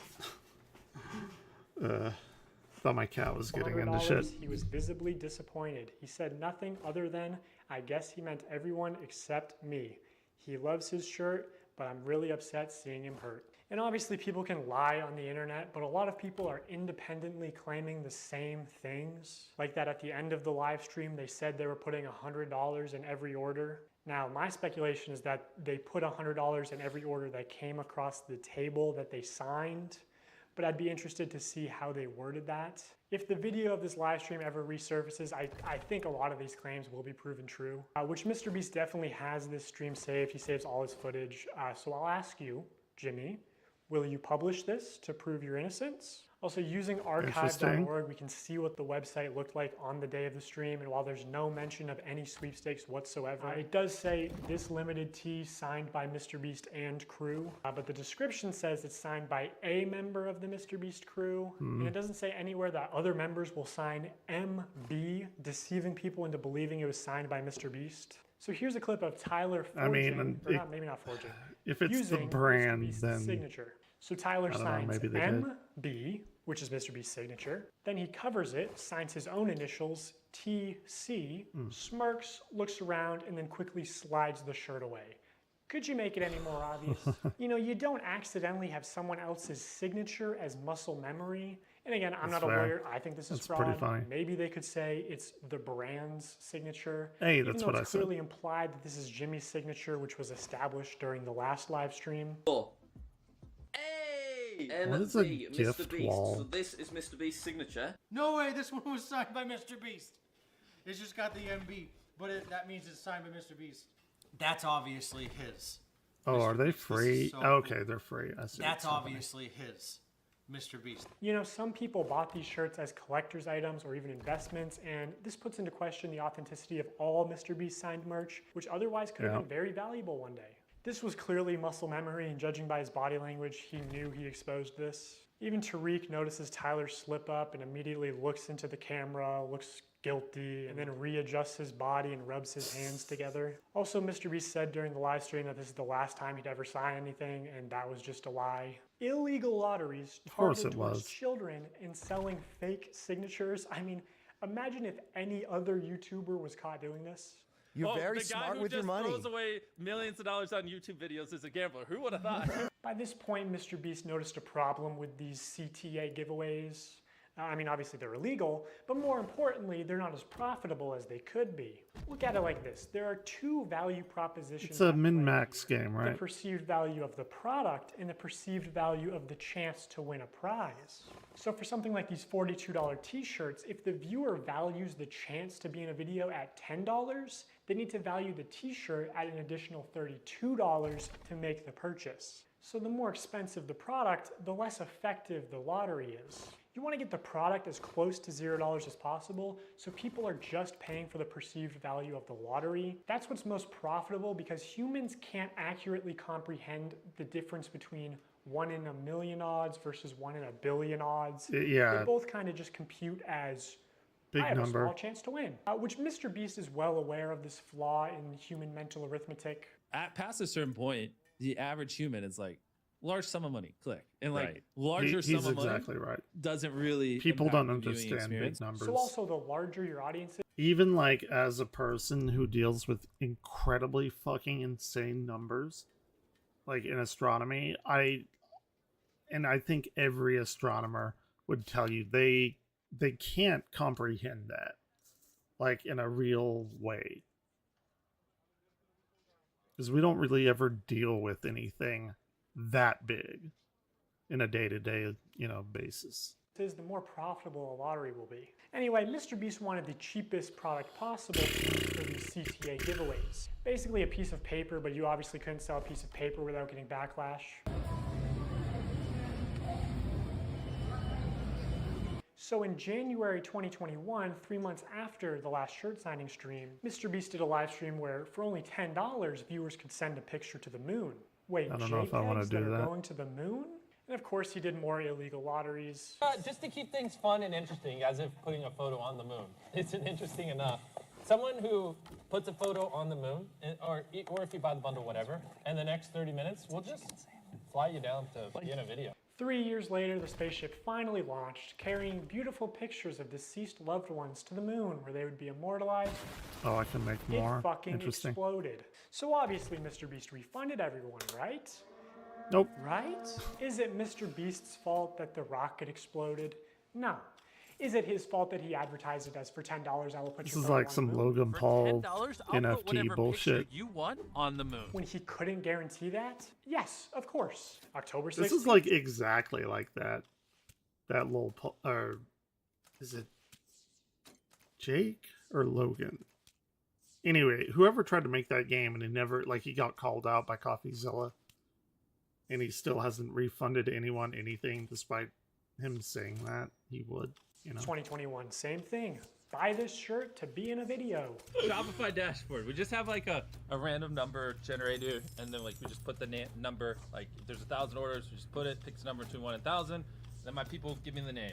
So the first person that we're inviting to be in our Squid Game, if you want to enter, click the link in the description, buy the shirt or hoodie, is Alonzo Diaz. Bro, there's an actual $100 bill. Wait, really? Like they actually sent a $100 bill. Wait, what does it say? Oh, now we have to read the message. You and your crew are an inspiration to our young ones. He wanted to send you $100. Can you guess what he did 1 minute Everyone later? click the link or the view product thing in the bottom left. We're gonna open 3 packages, and whatever's in those 3 packages, we're gonna give someone random that buys. Mr. Beast is the American dream. Now I'm going to get to what, in my opinion, is the most unethical CTA giveaway that Mr. Beast has done. God damn Before it. I do that, I really want to drive home the point that the closer a sweepstakes is to an illegal lottery, the more money it makes. Because, every customer is supposed to be informed that they can enter easily for free and that making a purchase does not increase their chances of winning. Like, you're supposed to say no purchase necessary in all of your promotional material, which Mr. Beast does not do. This legal gray area only leads to people getting scammed, especially the elderly and children, who are also being introduced to gambling. Orion, you gotta get down, buddy. Benefit off of sweepstakes Gotta get are down. influencers and scammers. Remember Wizza, a sweepstakes company that got exposed as a total scam and shut down? Even Omaze, the charity sweepstakes company, got exposed as a scam and had to shut down in the US. I don't know why I just thought of this. Whatever happened to that Amaranth, yeast beer? I haven't heard anything about it. Or back in the day, there was Mystery Brand. You remember Mystery Brand? So Mystery Brand is a website where you purchase different boxes with chances of winning. Oh, hey, Jake Paul, look Take, at that. for example, this women's Christmas box. It costs $15 to open, and you can win the most expensive Los Angeles realty. People like gambling. Okay. Doesn't even give you more They like information, that but apparently dopamine it's hit. worth $250 million. I love that you can't click it. They're just like, trust us. There's a $250 million house with your name on it. All the way down to Icicle, site balance. I'm willing to bet that this is probably what 99% of the people are getting. Hey, at least Mr. Beast never wanted to work with this obvious scam. I mean, at least Mr. Beast's manager never went on some podcast and talked about how Mr. Beast really wanted to work with this company. No, what's this? Is there anything you've had to say no to? Yeah, tons. Yeah, so a good example. So it was about 3 years or 2.5 years ago when I started working with Jimmy. What was becoming really popular were these mystery loot crate internet sites where it's basically like CSGO skins, but you'd go on and be like, here's the Supreme box, and you'd pay $50 for it. Whatever happened to those loot crate? Quite a few people. Yes, yeah. I don't even know if they're still around. They were everywhere He for a wanted while. to work with that company when he heard about it because there was a lot of money, and we wanted to give that money away in a video, and I had to talk him back on it. I was like, listen, we're not promoting gambling. I think people are going to see this negatively. So it was a long conversation that him and I had to have, which eventually we passed on the deal. And then Jake, Paul, and Rice Gum ended up doing that deal and got a lot of hate for it. Jimmy, why is your manager saying that you wanted to promote this obvious scam to your young, impressionable audience? Mr. Beast launched Feastables, his new chocolate Oh, brand, did he back in fire him? That's January funny. 2022. I want to tell you guys I mean, about not for my the new guy that snack got company, fired, but- Feastables. They're made with only 5 ingredients, but still taste amazing. And I'm kicking off Feastables with something I've always wanted to do. 10 random bars are going to have a mystery ticket inside of them, and if you get this mystery ticket, we will fly you out to compete for a chocolate factory in one of our videos. And on top of that, Chandler, we're giving away over $1 million in other prizes to random people that buy the bars. Dude, I need to buy these. It's interesting to look back at this because a large part of Feastables' marketing campaign was the fact that it's a better for you brand, that it's healthier for you than Hershey's. Yeah, Less no. sugar, only 4 ingredients, all organic. I wanted to just make a better for you snack brand because I think a lot of the stuff out there is just terrible for you. Because obviously so much obesity and disease comes from this. Dude, if you're gonna eat cookies, you might as well eat the fucking most terrible cookies as far as like calories and shit. Come on now. Stuff we eat. Like Hershey's, for example, there's 10 ingredients, super processed. Our Feastables bars are 5 ingredients, and just all the ingredients are way higher quality. And it's infinitely better than the other options out there. I got all the Feastable chocolate. Let's try them and rank them 1 to 6. I'm gonna be completely honest. Totally not biased, because if it sells more, I make more money. I'm gonna be honest, and I hope Jimmy is sitting next to me and not getting his feelings hurt. Compare it to Hershey. It's our Crunch Bar. Okay. This is the one you believe in. Yes. It's not crazy, Jimmy. No? You don't like Crunch Bars? I do like Crunch Bars, but again, it's too sweet. Let me try this. Maybe these are defective. I Oh do my like god, this tastes good to me. Wait, You which gotta one you ranking them? sell. I rated the first Gotta one, so sell. we going Keep completely promoting. Oh, We well, going completely off of. we're in too deep. I rate this a 10 out of 10. I give this an 11 out of 10. Keep in mind, only 5 ingredients. Infinitely healthier for you than the normal thing out there. Also my favorite so far. Okay, here's the thing. I didn't realize you were a dark Uh-oh. chocolate guy. I'm not feeling I'm great not a about super this. dark chocolate guy. I do love dark chocolate. I get this a 7.8 out of 10. Okay, I'm starting to understand this, man. Yeah, Okay, give it a little okay. higher. I'm starting to figure this man out. You're gonna like this one, right? You like salt? God You damn know it. you as a sea salt guy. I'm gonna get They're rid of these. incredibly difficult to kill. Right, No, you- I want the no, try those. you don't. You just don't. Trust me. You like. This is You're the a best dark one? chocolate kind of guy. Yes. If I can read the room. The room is ready. I hate dark chocolate. Now in 2024, Mr. Beast changed the formula again to where it has mostly the same ingredients as Hershey's and even more sugar and more calories per bar. In this initial ad for Feastables where he called Really? it healthy, Really? it's still getting millions of Did views not a have month. more Also, I don't calories. think you should ever advertise it as over $1 million in prizes when more than a third of those prizes are just coupons for more Mr. Beast products, forcing you to spend more money if you actually want to redeem them. Ooh, a $5 coupon for Beast Burger. Now a single combo only costs $20. Bob's Burgers. To be fair, that's kind of what everything costs now. Sadly. Palace or fucking Five Guys. If this shit can be successful, fucking Five Guys. It's so good. Who cares? It's called Five Guys. What kind of fucking name is that? It's amazing. It's my favorite burger place, like bar none. It is so expensive, but it's totally worth it. I fucking love it. The burgers are good. Branding matters. Ooh, maybe you should have spent a little less time on this beautiful logo and more time on making the food actually edible. Brother, what's that? Oh shit! What's yeah. that, brother? Well, aren't they all like? Isn't this like a licensing thing? And they have a bunch of like random restaurants that like operate under him, kind of. But they make their own shit. Like there's no consistency. For I'm real, pretty dude. sure. Five Guys has a nice, clean, I think that's appealing what I aesthetic. You know, read. the name suggests humble beginnings. This is like a 8-year-old sloppy cotton candy piss burger. It literally looks like a piss burger.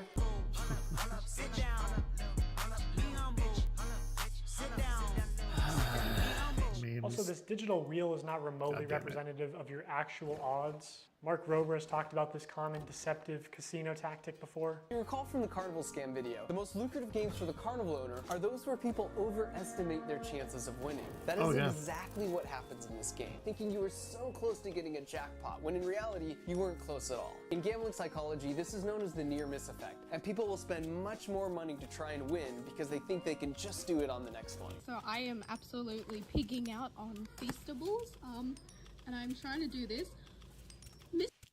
So, like, maybe not everybody, but like a lot of people play gambling games not because they want to win, but they like want that anticipation of maybe winning. Mr. Beast is teaching us gambling? Minus points because there's no cool music. Anyway, let's gamble. Also, these tickets, one of them just so happened to go to a YouTuber with 700,000 subscribers at the time. Just pure chance. This was just tape. It was taped. No freaking way. So it is like really like total chance, obviously. Like you're one of like hundreds of thousands of names. Talk to Jimmy, Bella. What do you got to say to Jimmy, say thank to him? you for picking us. No, he didn't. It was random. Was it though? Oh shit. That was a slip of the tongue. Was it random? Also, this guy Oh, went on to shit. win the chocolate factory, and extremely unlikely things do happen, but can we see how the winners were chosen maybe? Because knowing how important it is to Jimmy that every video has entertaining contestants through the whole video, it's a little suspicious. I'll just say, in my opinion, as somebody who worked for Mr. Beast, I don't think this large YouTuber won a ticket purely by chance. Also, I know that producers are sort of able to pull strings behind the scenes to give some contestants better chances than others. And he runs these sweepstakes to like bribe children with gambling to consume more sugar. Like, this is far worse than a lottery ticket because a lottery ticket doesn't give you diabetes and only pay out your rich and famous friends. Like, Mr. Beast is bringing hundreds of thousands, if not millions, of new people to the candy aisle, whether he wants to admit it or not. People That's are just true. flocking to the chocolate. That's true. I never even thought about that.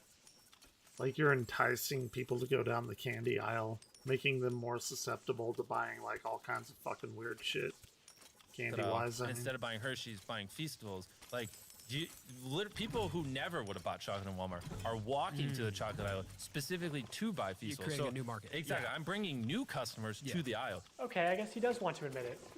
You know, kind of a weird flex, not something I would brag about, Jimmy. Also, maybe I should mention technically I'm a certified nutritionist, which really just means I paid $1,200 for a course and then failed to launch a health food company. But I know that poor diet and especially Fair excessive enough. sugar consumption is the #1 cause of death and health problems in America, including some of the health problems that Mr. Beast claims to care so much about. Blindness, deafness, loss of limbs.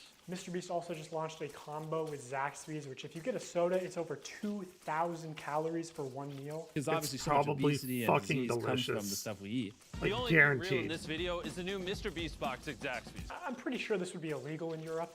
This is like more calories in one meal than the average 10-year-old is supposed to consume on a daily basis. Tell me how I'm killing little kids. New research finds childhood obesity rates are getting worse. The #1 killer in America is obesity. I believe the it. number of deaths in overweight people surpass alcohol and smoking altogether. For 30 days straight, we are going to be giving away $10,000 to a lucky customer who scans the QR code on the back of any new Feastable bar. It's just disappointing to see somebody pretend to care about the health epidemic in the US only when it's profitable for them. I know this point isn't going to resonate with a lot of people because of how normalized high calorie and high sugar diets are in America. But like bribing children to get into the habit of consuming excessive amounts of sugar, like $10,000 a day as a giveaway is very deliberate because it's trying to create repeat customers that just buy out of habit. Like doing this especially when you clearly understand how much of a health risk it is to these kids. Because obviously so much obesity and disease comes from the stuff we eat. It's honestly just fucking They're evil like to me. come over And I pretty pushed hard back now, against huh? this a lot while I worked at the company. For Halloween this year, Feastables is planning on putting $1 million in a chocolate bar. And they wanted to do a bunch of like scummy marketing and shit. My manager literally said at one point that they wanted to associate buying a Feastables with your dream coming true. So they're pitching ideas Of like, course. you know, buy a Feastables, win 10K, buy a Feastables. This is not new. This is called marketing. To be fair. It's kind of icky or weird or whatever, but I mean, this isn't like a Mr. Beast exclusive thing. Watch Mad Men. Out of a vending machine, and the vending machine just starts spitting out money. Buy a Feastables and it has a ticket to Disney World, whatever, right? And I don't want to put a lot of like hearsay into this video. You should just believe the receipts that I'm showing you and not what I'm saying. But I swear to God, I said to somebody at the company, I feel like Feastables is 70% a chocolate company and 30% a lottery targeting children. And this higher up person at Mr. Beast said it was probably closer to the other way around and was laughing about it. Like 70% a lottery, 30% of chocolate company. Everyone knows it's just the call to actions and call to action giveaways especially that drive sales. As soon as they stop, it's hard for large Well, bars. yeah, fair enough. Like, yeah, being illegal, don't do that. But I mean, him pushing the merch, it's not, again, a Mr. Beast exclusive thing. Retailers to sell this shit for 70% off. That's why they push them so hard. Once they stop their diabetes lottery, no one buys. Also, this is the website right now. Mr. Beast wants you to join the crew. Just so weird and scummy to me. I believe all the Feastables giveaways do have I don't know about all no this. purchase necessary clauses somewhere, but it's very difficult to find them. In traditional media, if you advertise a sweepstakes like in a commercial, you have to say in the promotional material itself, no purchase necessary. Somehow Mr. Beast gets away with not saying no purchase necessary in any of his promotional materials, not the videos, the descriptions, pinned comments, nothing. To celebrate our launch of milk chocolate and sea salt, we went out and we bought 10 Teslas, loads of cash, and all these prizes you see on the screen. And prizes aside, unlike Hershey's, these bars only have 4 to 5 ingredients and just genuinely Oh taste shit, good. 4 to 5 now. Go to Feastables.com right now and order some chocolate. Only problem is the chocolate river is deteriorating. All the The only place you'll find no purchase necessary is either on the Feastables Twitter account because it's a rule of the platform, and even still they try to push it. No perch neck, or hidden deep in the Feastables website under a FAQ. And to enter for free, you have to mail in separate 3-inch by 5-inch hand-addressed written index cards, up to 10 a day. Really? Do you think kids are gonna do that shit or just beg their parents when they're at Walmart for the YouTuber diabetes lottery ticket? Yeah. How is this legal? How do you mail something without making a purchase? Cards, envelopes, stamps. Oh, that's the free true. entry method can That's cost actually true. more I've never than even the thought card that. itself. Also, going back to sweepstakes law for a second, payment isn't the only form of consideration. Consideration can also be time or effort that directly benefits Mr. Beast in some way. Like, I don't know, if he told his fans to clean up and organize his Feastables displays in Walmart for a chance to win I heard about that. $5,000. Shelfie cleanup. Oh, he had. Oh shit. $1,000 drawing? They thought this was going to be a monthly thing, but it got a lot of controversy, obviously. How can I successfully clean up the shelves? Wow, glad you asked. No I didn't bars know on the that he shelf? turned it into Go like find a an game. employee and ask them to check to see if there is product in the back room and ask them to bring them out so you can put it on the shelf to match the tags. What the fuck, dude? Imagine a 7-year-old looking for the Walmart manager so Oh he can shit, ask they're getting to through. stock shelves Stop. for a chance to be compensated? Dude, was Walmart in on this? This was not just one off-the-cuff. Maybe. This was like planned with instructions and graphics and everything. Also, a company asking children for selfies is a little bit weird. And while you're at it, if you want to maybe move some Hershey's bars and make sure that Especially after that Dan face, Schneider I thing. wouldn't complain. Ah! I just cannot believe they were going to give $5,000 to one of Mr. Beast's child laborers for stocking shelves. And no one at Mr. Beast was like, hey, this is a terrible idea. Actually, if you said that, you'd probably get fired. This is the best tasting chocolate on earth. Good job, boys. Whoa, whoa, whoa, whoa, whoa, whoa. How do we know that's the best tasting chocolate in the world? You're fired. That's pretty funny. What? This is such horse shit. You can do that? I mean, that is a bit of a stretch. Yeah. The most Oh, shit, they shocking made it. result Okay. was that Feastables never earned anything higher than a 3rd place ranking. But I do think their branding is like world's best chocolate bar is how do you get away with Not that? true. World's best chocolate. World's best. I mean, come on, like every fucking mom and pop pizza place, they're like, oh, world's best pizza. Yeah, it's fucking, I don't, yeah. It's stupid. This Pizza. part is dumb. What does that even? Like even everyone fucking does mean? that. Find that yourself. Yeah, I mean, I guess, but I would think you'd have to. I don't know. I'm sure whoever worked on his marketing gave some thought to it or something. Okay, one last point of consideration. Prolonged attention is definitely a form of consideration.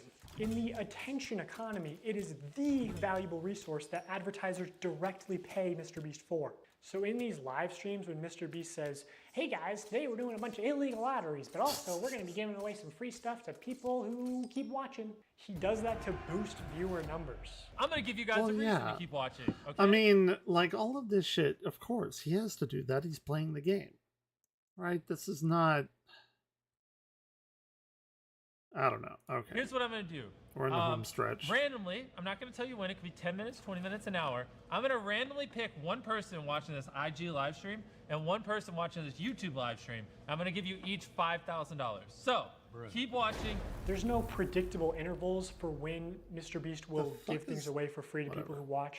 So you have to be present when they happen, which means viewers have to keep watching, which is time and effort that directly benefits Mr. Beast. The more viewers, the more money Mr. Beast obviously makes, either directly through sales or AdSense or just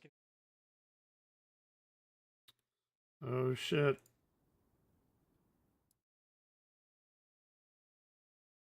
What is happening? Children for profit. He's just become the first casino where the currency you pay with is attention. Do you think attention is the most valuable currency in the world? Well, of course.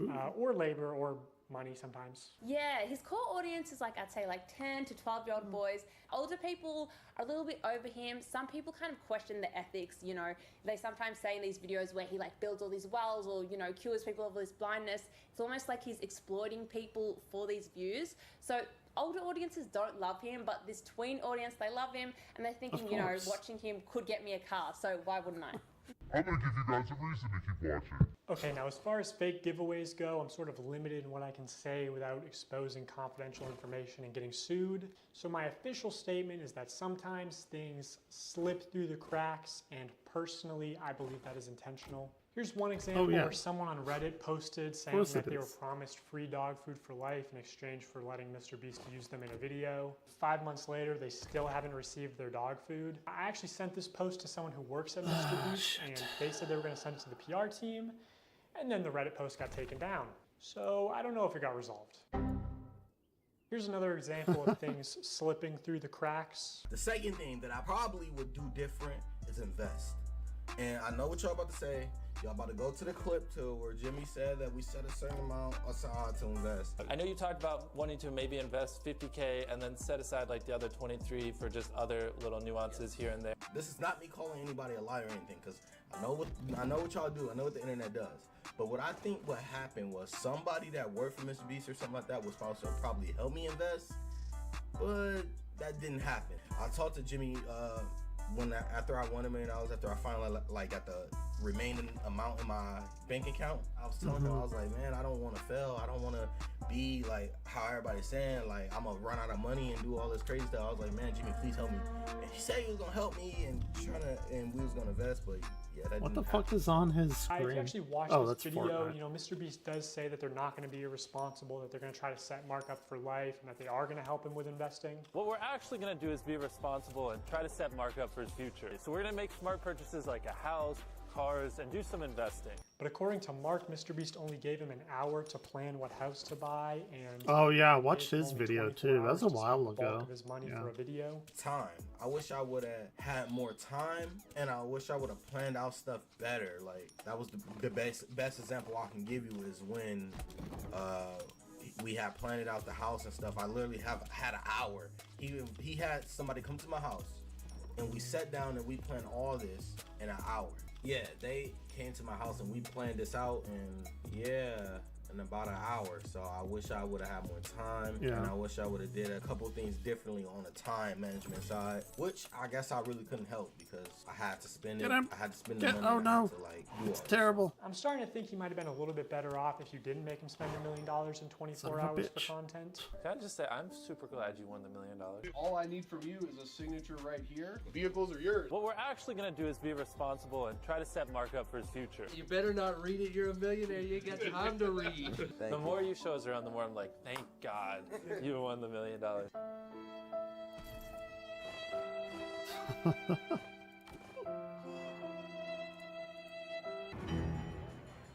What is it? Oh. So, you're selling Krabby Patties, eh, Plankton? That's right, Squidward. And there's a free bucket helmet with every purchase. Oh, I build on that. Okay, never mind. You may have hoodwinked everyone else in this backwater town, but you can't fool me. I listen to public radio. What's that supposed to mean? It means you set up Mr. Krabs. You stole the crown so Neptune would freeze him and you could finally get your stubby little paws on the Krabby Patty formula. It was you all along, but you made one fatal mistake. You messed with my paycheck, and I'm gonna report you to the highest authority in the land, King Neptune. We'll see about that, Inspector Loose Lips. Wasn't that a Family Guy episode too? Like season 2 maybe? Where they shit all over the FTC?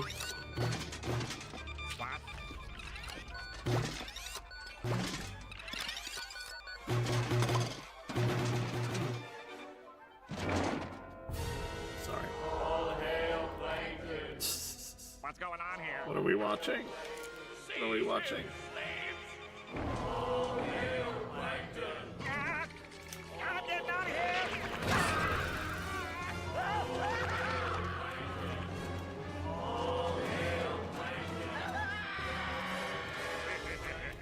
Who can stop me now?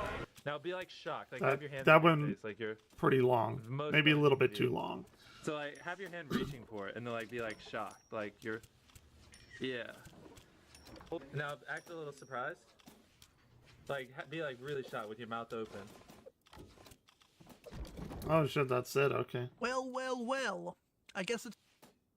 Okay. That was very interesting. Let's see what this other one is though. Okay. With some serious allegations made towards Mr. Beast. Some of them include faking his videos, promoting gambling to children, conducting illegal lotteries, rigging games and videos which involve millions of dollars in prize money, which is also a crime, not giving out the prizes that he promises, false advertising, exploitation, and a whole lot of stuff, right? And the thing is, this video did not even show up in the YouTube search bar for several days despite having 200k views, which is seriously suspicious and very much looks like a shadow ban. So let's... Well, yeah, Mr. Beast is making them like a fuckload of money. Of course they're gonna do that. Should they? No. But come on. Come on. Get into this video, break this down, starting with the allegation that Mr. Beast is faking videos. Also, if what we had to film was scripted, you know, because what we do is non-scripted, so you have to plan for a bunch of variables that you can't control, blah, blah. If what we did was scripted, holy shit, this stuff would be easy to pump out. Have you ever faked a video? No. But this train track is CGI, these bus wheels are CGI, this explosion is fake, shredder is just CGI, watched this it. car is digitally We know. lifted, this pit is fake, this guy is fake, this raccoon is a paid actor, this island costs more than $1, this city is not abandoned, these buildings are CGI, and that's your only way out. You can literally get an Uber to the airport for $20. That's not a lurker. It's just a guy. This whole room is fake. This contestant is an actor and a secret employee at Mr. Beast. They had him dive through this fake door twice. This line is scripted. This action is scripted. In fact, pretty much all the videos with Mac are scripted.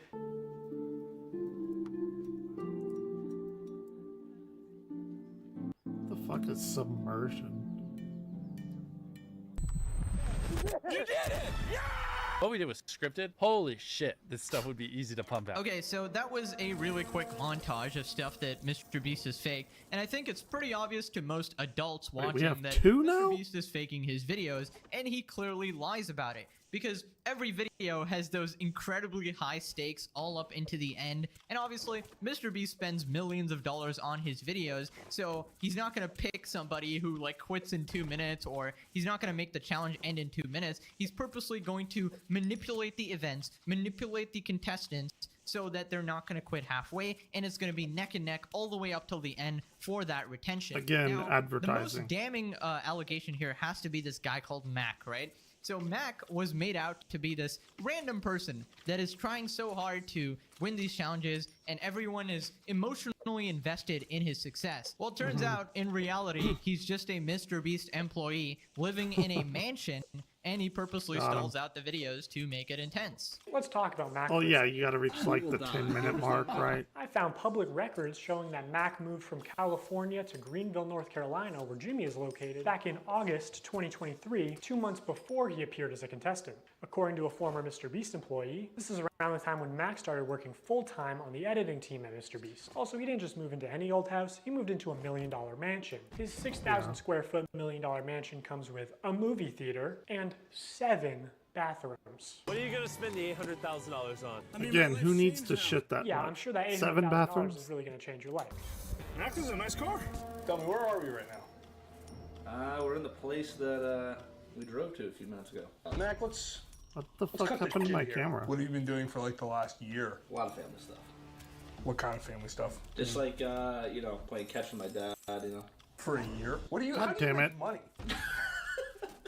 Okay, so this is pretty much confirmed that Mac is an employee, meaning if he wins or loses a challenge is pre-planned out by Doesn't Mr. even Beast. matter. Yeah. And Mr. Beast is artificially introducing these stakes in the video, and you might be saying, oh well, he's doing it for entertainment, to entertain the viewer, who actually cares? Well, then you shouldn't be saying that your videos aren't fake because you're lying to your audience. And this leads to several other ethical issues, because when you introduce contestants that you aren't paying, right? And you get together sort of random people or YouTubers who are not part of your bullshit pre-decided scheme, then they are actually getting tricked because they're going into these challenges thinking they can actually win $1 million, but they can't because you're controlling everything behind the scenes, and the odds are not fair and are heavily stacked in the favor of one of your friends or one of your employees and shit like that. And yeah, that's obviously messed up. Now, Dogpack goes on to show Mr. Beast even fakes his own challenges, like, you know, being stranded at sea. During this time lapse on the 4th day of 7 days stranded at sea, you can clearly see there's no one in the shelter. These are their empty beds. But after a hard cut, magically 5 people are awake, and 2 of the boys have bright yellow raincoats that they didn't have when it rained on day 2. And after standing the whole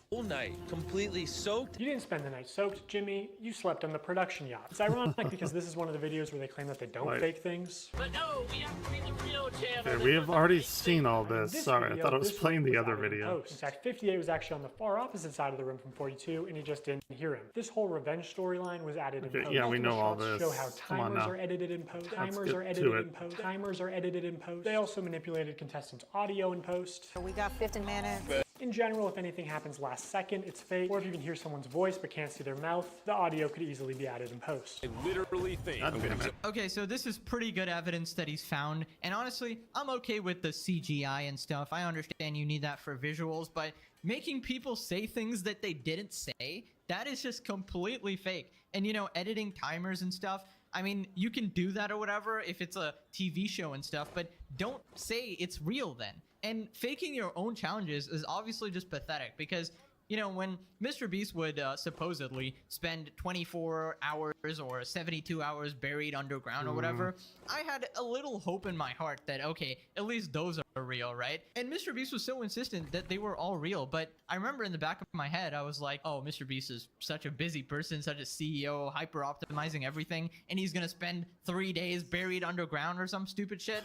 So, obviously, I was right there, and these challenges aren't real. He's probably just, you know, filming that part, instantly getting out, chilling outside or whatever, but I'm surprised that everybody has gone on with it, like all these friends and all these employees. Not one person had a peep out of them. Maybe he's making That's the hardest NDAs. thing to believe, right? Is that you have to have that many people covering up for you. It's, yeah, it's weird. It's weird. Or whatever, but I'm surprised it actually took this long, and I knew he'd be exposed by somebody close to him, like a former employee, but yeah, man, this is the downfall of Mr. Beast starting right now. I mean, it's not like he's ever rigged the results of a challenge. That would be impossible because he films with hundreds of random subscribers, right? Wrong. Let's look at this video. Not only were the results of this video completely scripted, but the contestants are So not he's just like recapping what we just watched. Oh, that contestant had to get out for her job? I guess you forgot she's your hiring manager. I actually recognize a lot of people in this video, including Jimmy's own girlfriend. So yeah, the random subscribers you see in challenges are actually never random. They're almost always local to Mr. Beast, and oftentimes friends and family of Mr. Beast employees, or just the employees themselves. And when they do pull someone from outside of North Carolina, it's usually Okay. I don't think this has any new information. Like, at all.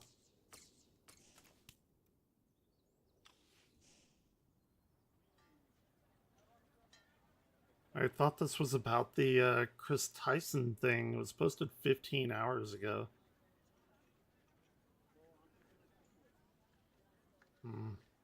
Okay, whatever. Let's see this Cody Co thing.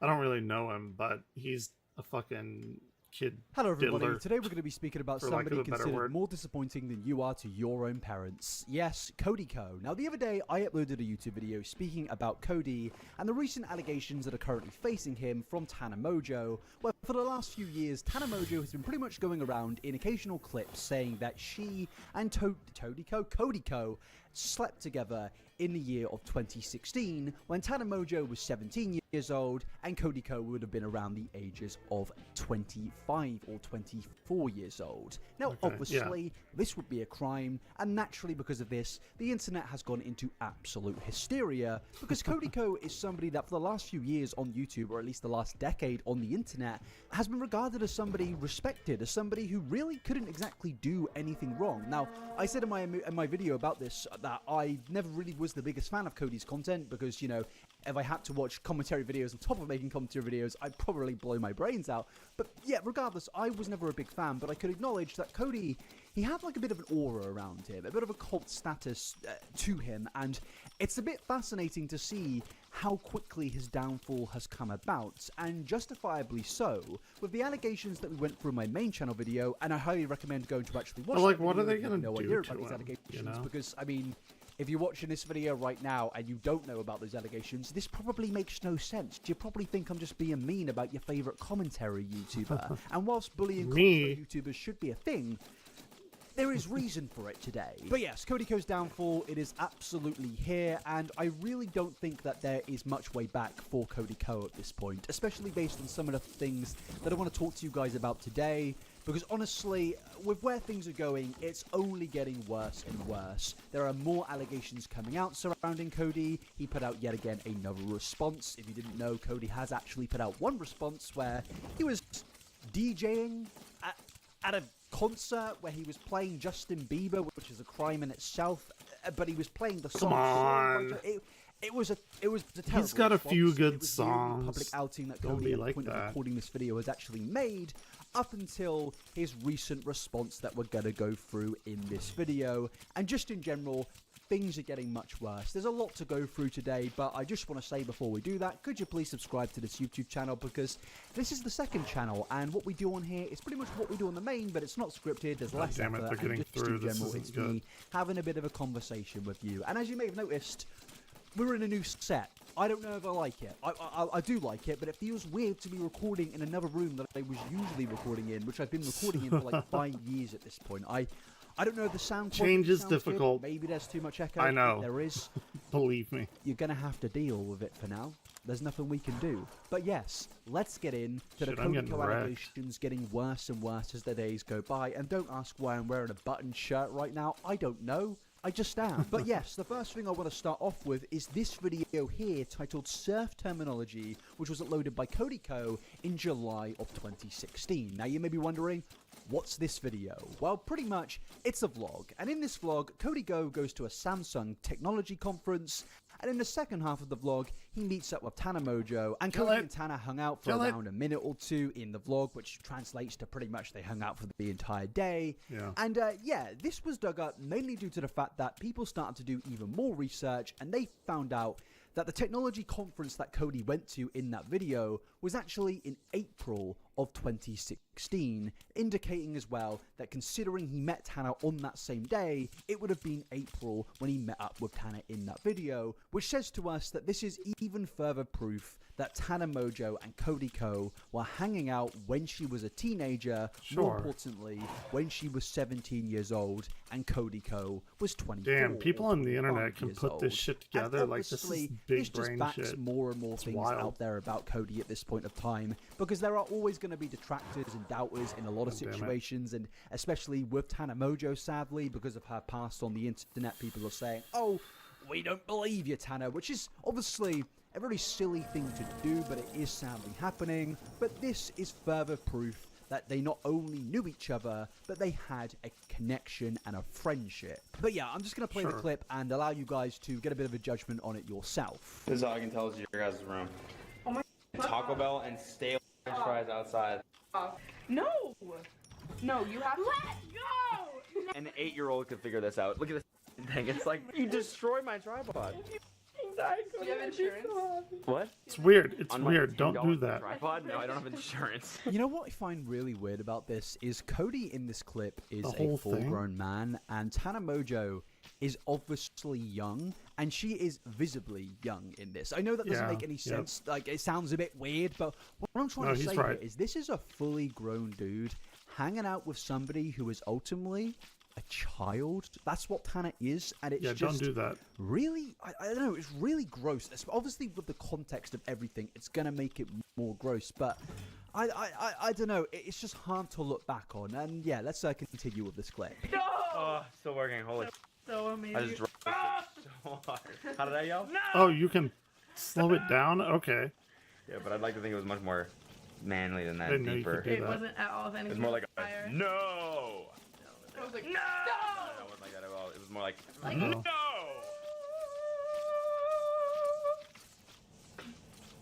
Subscribe to my YouTube channel. What was your favorite roast today?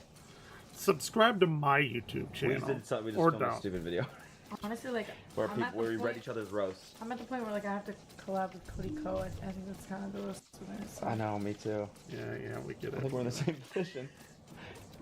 I'm Damn. just kidding. I'm so bitter and hurt right now. Like the second Cody walks out of this door, I'm just Uh-oh. gonna cry. And I Maybe don't. Look, fucked. if you took away the fact that I am I think I'm chronically fucked. online and know way too much about influencers, and let's just pretend that I don't know who these two individuals were, and you said to me, Get him. this is an uncle hanging out with a niece, I'd honestly believe you. Tana looks like 15 in this clip. I know she isn't, and I'm not saying she was, but she looks very young, and Cody looks like 30 years old. Again, he was like 25 Yeah. years old, but ultimately, it's just odd, and more clips started popping up of old clips of Tana Mojo and Cody Co, and they do look very weird now in the context of everything in 2024. For example, this clip right here, which I'm about to play you, is Tana and Cody in a collaboration that they made, and again, it's in 2016 where the incident took place, and Cody even acknowledges in that clip that Tana Mojo is a teenager. Teach me some slang. Teach me some teen Okay, slang. well, I was gonna like write it Alright, down. so I'm way too old to be on YouTube, obviously. Same. I mean, I turned to really soon, and it's just kind of like the end of my career. You know, It's sad. I mean, you need to stop. yeah. Honestly, I'm joking. this is it. She knows a whole bunch of slang and cool words because she's, a teen, whatever. So I'm here basically just to learn some teen slang, right? He clearly feels really uncomfortable saying that. Oh, she's like a teen, whatever. And it's As like, he now should. that you know everything. Obviously, we now know why he's uncomfortable. He's like, oh yeah, she's a teenager. He wasn't And that he literally says, uncomfortable. I'm way too old to be on YouTube. It's like, it is aging so unbelievably badly and only making him look worse, because to me personally, what he's saying here makes me think that he knew even 8 years ago that what he had done was a terrible thing. And honestly, you don't need these clips to really tell you that. He knows what he did with Tana was wrong. He absolutely knows that, because if he didn't know it, he would probably tell the world that he had a close relationship with Tana, just like she has been telling the world that she had a close relationship with Cody. The difference is Tana is obviously the victim here, and Cody is somebody that took advantage of someone in a very vulnerable position. Somebody who was very young, coming up in social media, gaining a lot of followers, probably easily manipulated like a lot of younger influencers are, and Damn, Cody there are knew so many he could get people something getting out of exposed, that. And I like, think in what this makes it past worse week is alone. another God clip damn came it. out of Tana Mojo speaking about her. I feel weird calling it friendship with Cody Co, but her previous friendship with Cody, and she states that this whole thing, this whole incident, wasn't just a one-time thing. This was something that happened multiple times. And obviously, I should just say, course. even if it just happened once, God damn that's it, I'm gonna enough. have to do That's this all wrong. over That's the again. law broken. Throw away the Okay. key, send him into the We're jail fine. cell. We'll be alright. But multiple times just makes this unbelievably worse, in my opinion. It also just wasn't like one time. Like I hooked up with Cody Co so many times across the years that it's like if I have to like, the thing is I don't have the old phone. Like I like want to go find my old phone or old whatever like to gather more. What if I just went to my Twitter DMs What does with them that to see if they foot still thing mean? exist from when I was like literally a baby child. Let's see. Shut up. Shut up. All of it. I'm seeing scrolling. A lot of thumb movement. How old was I on April 28th, 2015? So you were what? Shut up. Brother. Brother. What is? Oh, that's and from I was that just meme. such a fan. That's like the everyone sad keeps part, saying is that. it's like That's definitely an another abuse of important power. fact. Now, D'Angelo Water says in his video, he, as the person who isn't the victim, can't make the allegation. And I understand that. And I'm not making this allegation. I'm making my own opinion here. What I see there is a victim who has been groomed. That's what this is. He was in contact with her when she was 16 in 2015. Yeah. What else is that? He was in his 20s, coming up to his mid-20s at that. Okay, we know all of this. What's the response? Know that this isn't general anxiety. This is a man getting flashbacks. This is a man realizing, oh my god, my best friend, my business partner is saying this is terrible, and if he's saying it's terrible, what's the rest of the internet going to say if they find out? And obviously, as we went through in my video, we now know that Cody has been sweeping this under the rug since 2021 when other content creators like Angelica all spoke about it. This man knows how bad this is, and that leads us into his second response. No, not the one where he's pathetically DJing, which, by the way, didn't look like a good time. If you're one of those people going crazy because Cody Ko comes out amidst all of these allegations, please. I've never heard of him before either. I don't understand anybody. Maybe they don't know about what's going on, but it's pretty hard to avoid these allegations with Cody Ko at this point. But yeah, he actually put out, well, he Son of a bitch. didn't. His studio, Tiny Meat Gang Studios, put out a statement which ends with Noel and I can't speak English, and Cody's name at the bottom. So this is a direct response to everything, and just like all of his other responses, it's absolute garbage. Hi everyone, we want to start by thanking you for your patience while we were working to figure out the best path forward for the studio. We know it's been a very strenuous few weeks for everyone, and we really appreciate your willingness to bear with us. Note that there isn't an immediate condemning here. For me personally, given the severity of these allegations and with what we've gone through in today's video alone, I think there should be immediate, hey, we know what's going on, we know this is terrible, and this is what we're going to do about it. It's just, hey guys, hope you're all well. Yeah, we're gonna get back to shows in the future. It's like, we don't need to know that. We need you to directly and at the very beginning respond to these allegations. You are the most creative and incredible group of people. We feel so lucky to work with all of you. TMG Studios is what it is. Maybe don't fuck the 17-year-old. The incredible roster of talent we've been privileged to work with and everything we've accomplished together.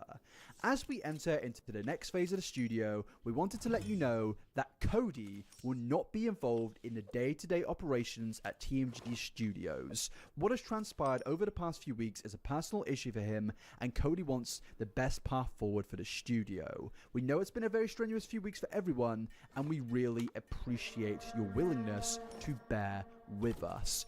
This is a god-awful, embarrassing, and pathetic response. This is not acknowledging what's going on here. This is a complete deflection of what's truly happened, and in my opinion, it almost looks every like response you're sorry like this for nowadays. what's going on with Cody. At least Displaying this as a year. personal issue is a severe It's like understatement nearly a copy what paste. has gone on and transpired over the last few weeks with Cody Ko.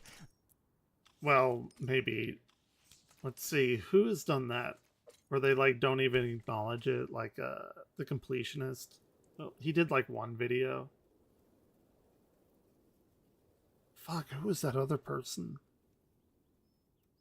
Shit, that's gonna bother me. There was another person that basically did this exact same thing. Like, I'm sorry that you're angry.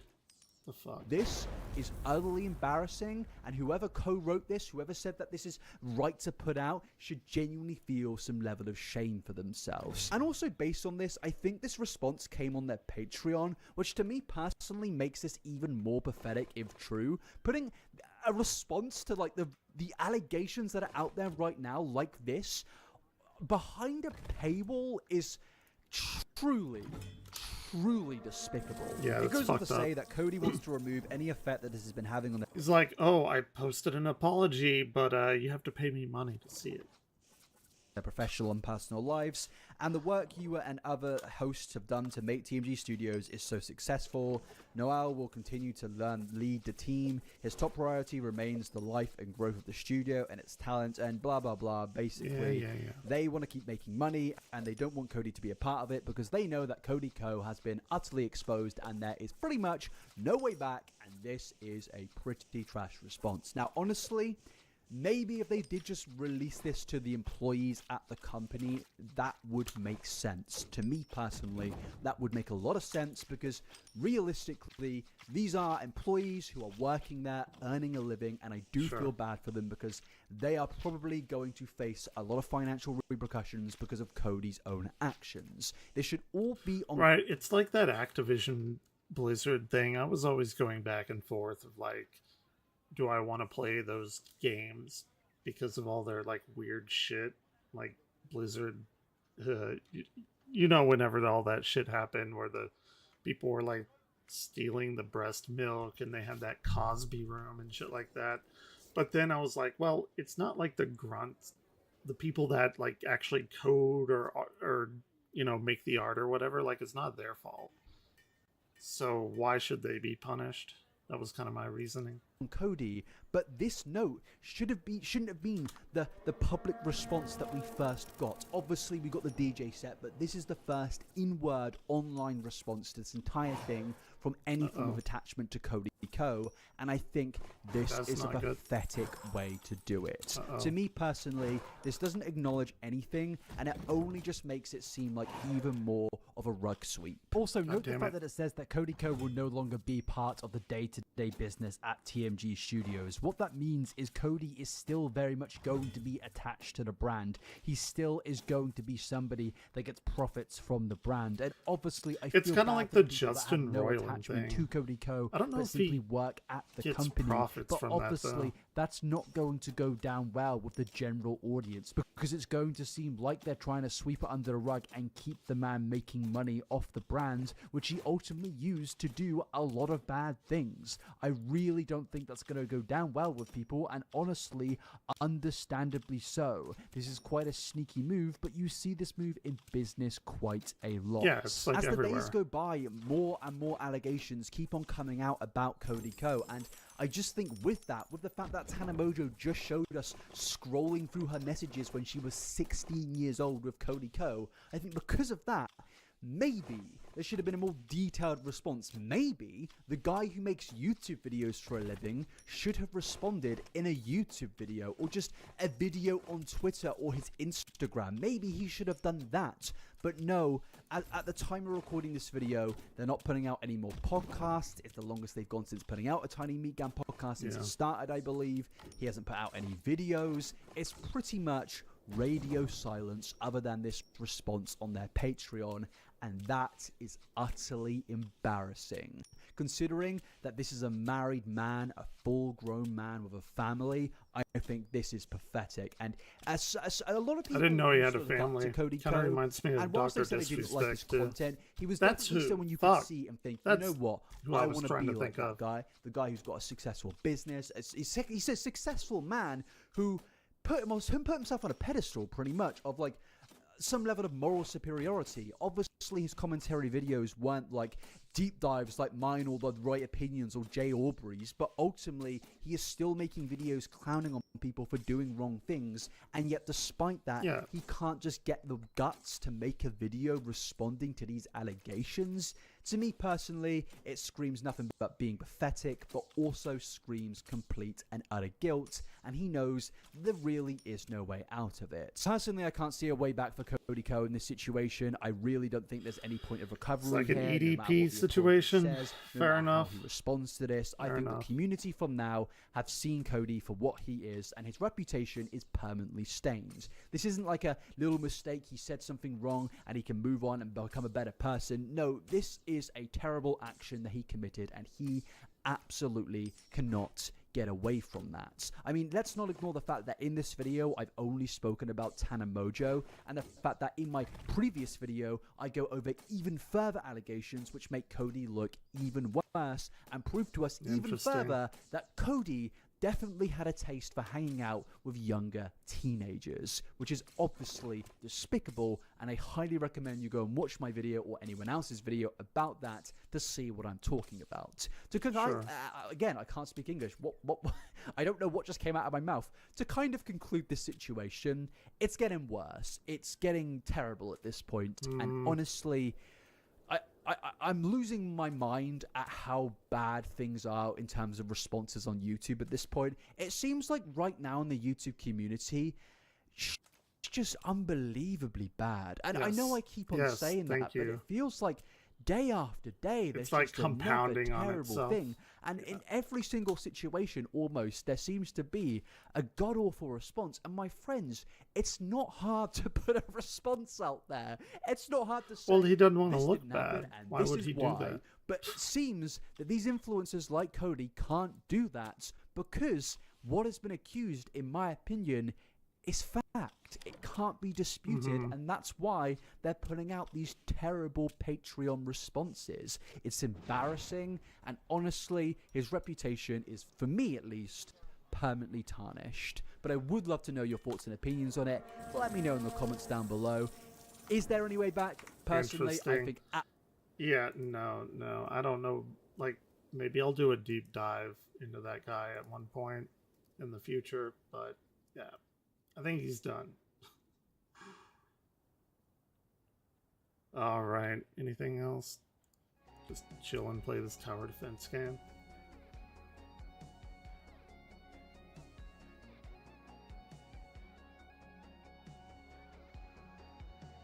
Got the new AVG in out for sure. Let's see.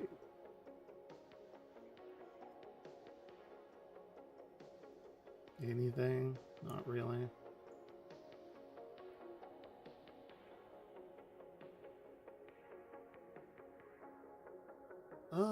Fuck, I don't know. You know what? I'll be back later. If you were here, I appreciate you watching. Give me a few hours. I actually woke up incredibly late, and I don't think I've had dinner. Maybe. I don't know. I don't know what time dinner is for my biological clock. Anyway, I'm gonna go eat. I'll be back in a few. Take it easy.